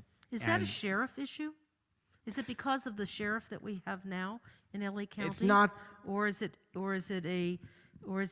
literally a supervisor issue? I mean, it's not. So I think the county, the jail, the correctional health used to be under the sheriff's department. Yeah. It's not anymore. They separated it. They so now separated the health. it's part of county health now.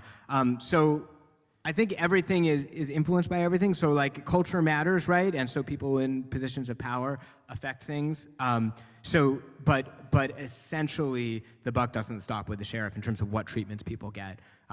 So I wouldn't say it's a sheriff thing. It's a county health thing. So is it Barbara Farrar? Is that the ultimate where the buck stops? No. I'm asking I would say, it's a good question. Social justice reason. Yeah, I think from the perspective of the audience that we have, I would say it's a thing to like the county supervisors. It's their responsibility to determine what the priorities are, right? And their job is to supervise the people who implement these things, right? And if there's always 100 fires to put out. This is a population that people don't care that much about, right? So, right.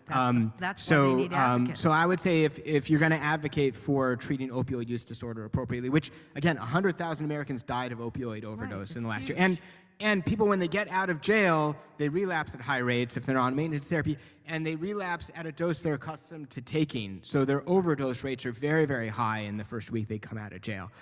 So it's really like, in a sense, it's it's high-hanging fruit, but it's really low-hanging fruit just from a medical perspective. So I would say if you want to get in touch with someone, your county supervisor, just sort of, by the way, and don't use my name because I want to keep working. But what's the system for trying to make sure that people have access to treatment for opioid use disorder if they're incarcerated and they go into withdrawal? And there are lots of ways, or what could be improved in it, right? Because it's like there's a system, but most people aren't being effectively treated. And I see patients all the time who have opioid use disorder who are not on maintenance therapy.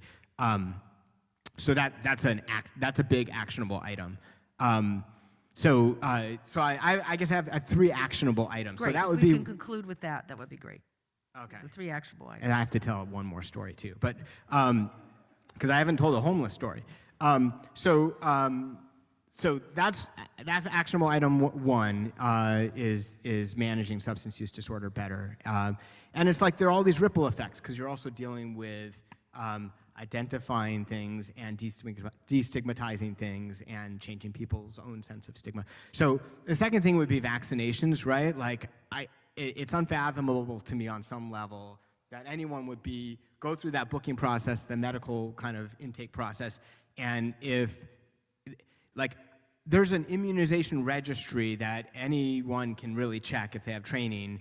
Any medical person can check if they have training to see, is this person due for their flu shot? Basically, everyone who's going through jail should be getting a pneumonia. Every adult should be getting a pneumonia vaccine because they have some risk factor. And even if they didn't, they're in a germ factory, right? So they should be getting a pneumonia vaccine. Oftentimes, they're due for a tetanus or a hepatitis vaccine. It's just a very high. So on some level, it's unfathomable to me that the intake doesn't include what vaccines are they behind on and offering in an appropriate way, and even encouraging people to update their vaccines. As you all know, there's a ton of vaccine hesitancy and paranoia and misinformation out there. But we can counter that as well, and part of that is saying we recommend this for you, these are safe, these reduces your chances of dying or killing someone inadvertently. Again, asking the county supervisor, what's your system for trying to offer vaccines to folks who get booked in the jail? Because it's like, they may get released 2 hours later, right? But if you've updated their vaccines, you've made a difference for that individual, you made a difference for the community transmission of disease, of potentially deadly stuff. It's interesting, there was an article in Lancet a year ago or so where they looked at reasons that countries had worse COVID outbreaks and COVID mortality. And a big one in America is mass incarceration. Because we think about it as like, well, and there's a whole us and them thing, right? But we're protected because they're there. But guess what? People come in and out of jail and prison all the time who are incarcerated, but also people who work in jails and prisons come in and out all of the time. And this gets to your sheriff thing, and some of the folks aren't required to get vaccines, which is crazy, because the sheriff didn't think that it was worth implementing. And so people get exposed to stuff, they may be totally asymptomatic and then spread it in the community. So for all of the mitigation that was done of spread, the degree of incarceration in America was one of the big reasons why more people died in our country. So it's something to think about. So vaccines is a big deal. So the third one relates to the homeless story. So I'll tell you a homeless story. So the homeless clinic is interesting, sort of the populations that we take care of. We do see some folks who are sort of street sleepers, homeless, living in tents and things like that. But a lot of the folks that we see have sort of transitioned, and they're in a shelter and they're coming to this. It's called the Star Clinic. It's a county clinic. So I'm a contract doctor, but part of the week I bill housing for health, and part of the week I bill correctional health. Sorry, my yarmulke here. So some folks are in shelters, some folks have moved into like permanent supportive housing, which is sort of like they have some kind of independent, they have an apartment, maybe they have Section 8 support, and maybe there's a social worker who visits them regularly. Maybe they have in-home supportive services, or sometimes they're in what's called a higher level of care. Maybe they're in a board and care or something. So I see patients in all these different things. Often, more and more, I see patients who are re-entry from jail. So like there's a Office of Diversion and Re-entry, and the diversion is sort of diverting people from jail to the community, but the diversion includes they need to be seeing a psychiatrist and they need to be taking their psych meds, and the staff there know that they can bring folks to the Star Clinic for care. So anyway, the patient I'm talking about is someone who's about 70 years old, a Cuban-American guy, history of heavy cocaine use, but he's no longer using cocaine, history of alcohol use, but he's no longer drinking, smoking. I can't get him off of his cigarettes yet, but I retain hope for that, and obesity as well, and he has chronic pain, and he's on opioids. I tried to get him, so buprenorphine works for opioid use disorder, it also works for pain, so patients who are on full opioids, a lot of them I transitioned to buprenorphine because I don't have to worry about them overdosing, and it works just as well for their pain. I tried, I couldn't get it, so he's on Norco probably forever. So opioid dependence, chronic pain. He has a history of prostate cancer that they felt like was inoperable, but they have him on androgen medication that he's doing fine. Like sometimes you just hold it at bay for years and years, and you just kind of run out the clock with prostate cancer. And so he's doing that. He has heart failure. People with heart failure, they need to be on sort of several medicines, and if you get them on the right dose and keep them on and they tolerate it, oftentimes their heart failure does great. So I've been taking care of him for years. He was being taken care of by another doc, and then with a pandemic hit, she was no longer seeing patients at the Star Clinic, and so I became his primary care provider.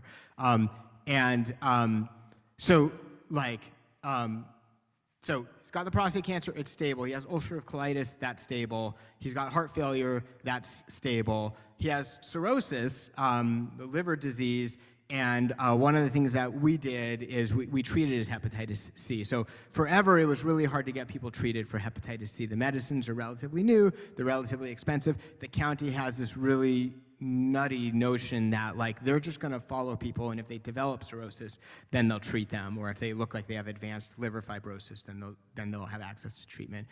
It's getting better, but again, it's a little bit like the opioid thing in jail. So anyway, so he has cirrhosis, but he has sort of what we call compensated cirrhosis. Like there are people with cirrhosis where you can see it on the ultrasound, but they're asymptomatic and they're sort of stable at their state. So we treated his hepatitis C, and it's cured, and so his liver is kind of hanging. He's not drinking, so his liver's hanging in there.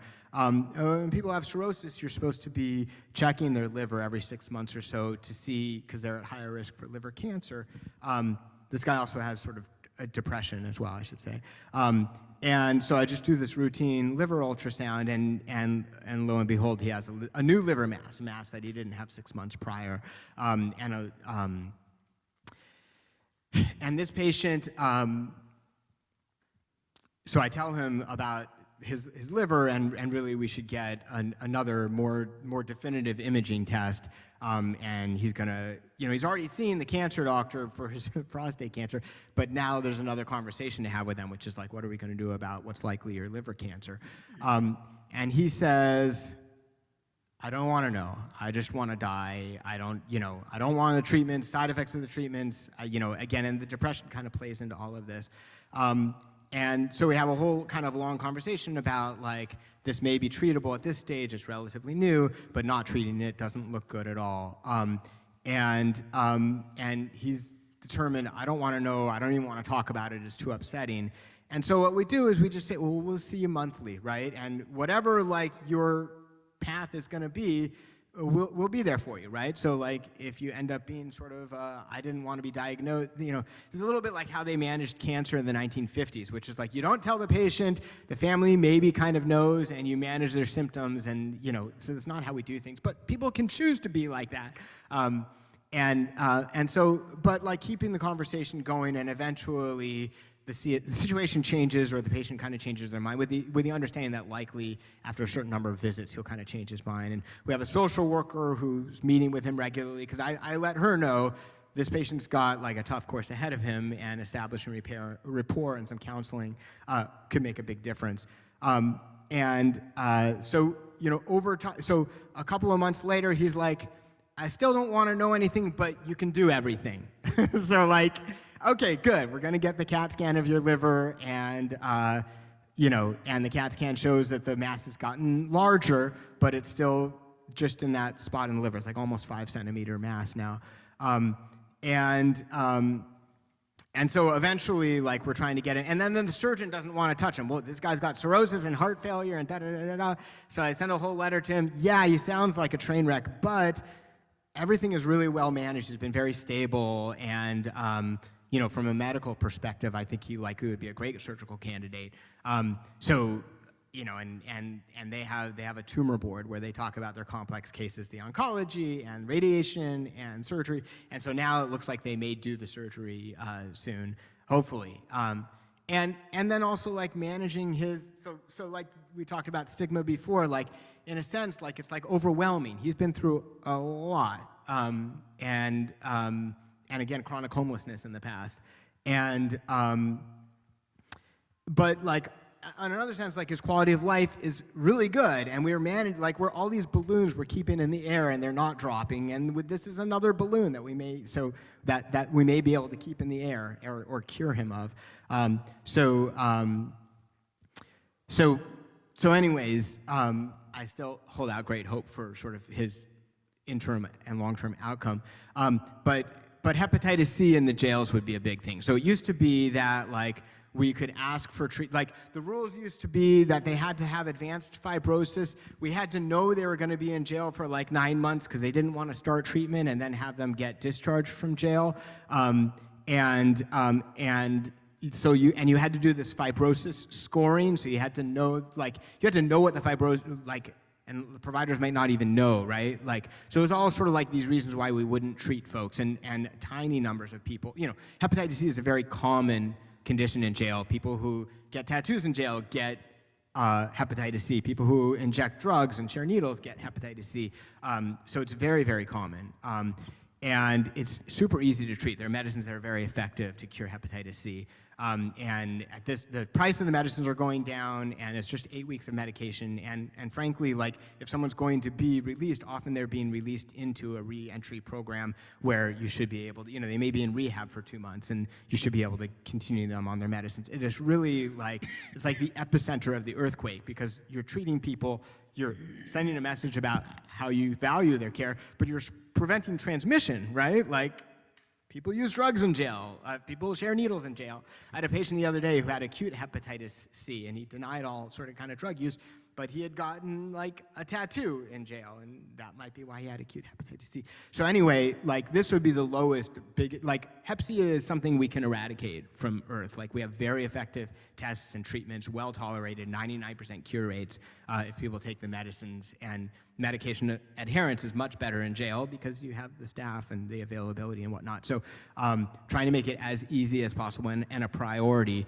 to offer treatment to anyone, to screen everyone. We should be screening all adults for hep C anyway, but when people are positive, offering treatment to everyone and having sort of wraparound services to try and make sure that as many people who want to be treated get treated. So that would be my number one thing, because it's just again, it's high-hanging fruit because it requires a change of sort of ideology, but it's such low-hanging fruit.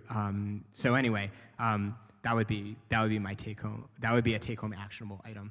And I think I got the 4 patient stories I wanted to share I got in because I want to just thank you so much for teaching us today, giving us a window into what's happened in our system and some of the improvements and also the improvements that you're making. And, you know, you said earlier in response to Rabbi Levy's question about Jewish values, but I've identified about 15 Jewish values that you've taught us today.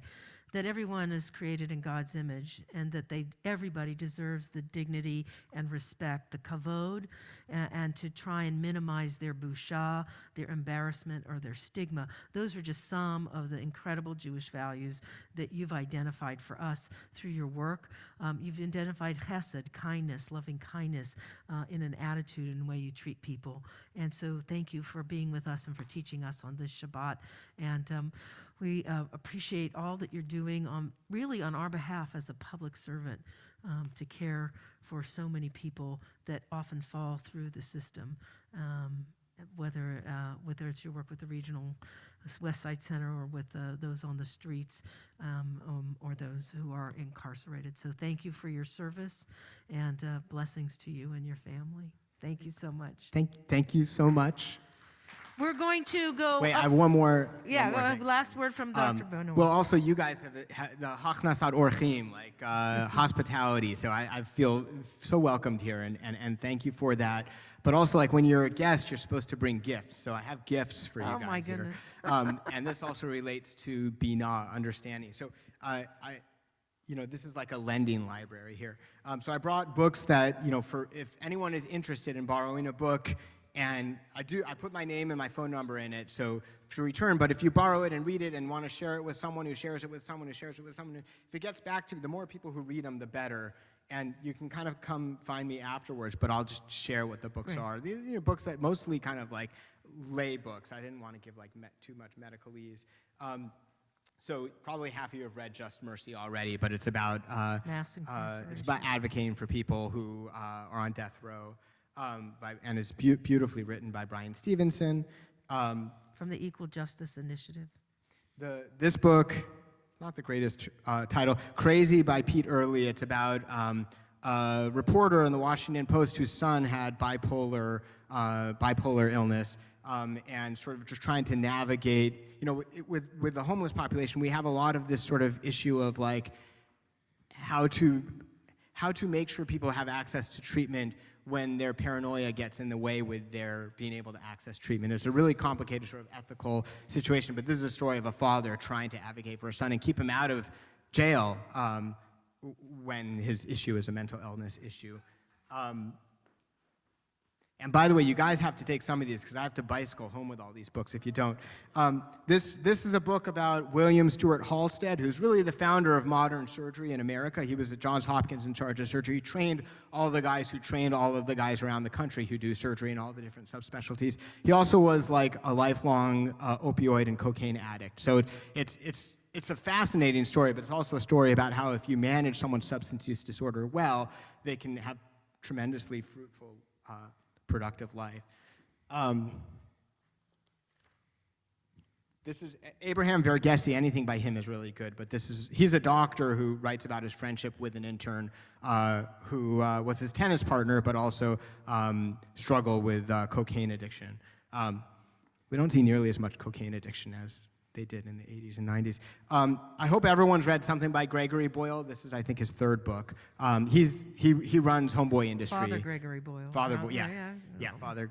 But this is his latest book. When I thought about the first thing that you guys sang when I got here was Eloheinu Shamash Natata Bi Tehorahi, right? Which is like the soul you've given me, God, is like precious and pure, right?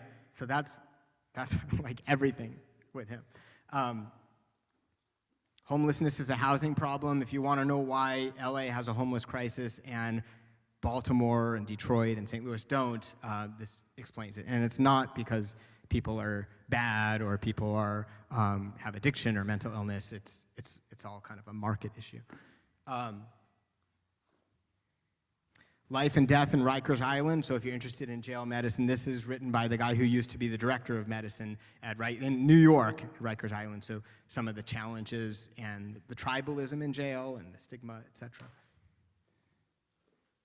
So I could have spent a whole hour just reading titles to you.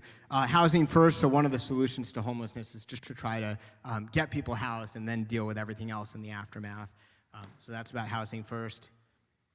This is a doctor in Boston who's a nationwide leader on caring for folks with homelessness. So it's Stories from the Shadow. You guys don't have to take all these books, but any that get taken. How 10 Global Cities Take on Homelessness, Innovations That Work. This is a little more wonky if you want a wonky book.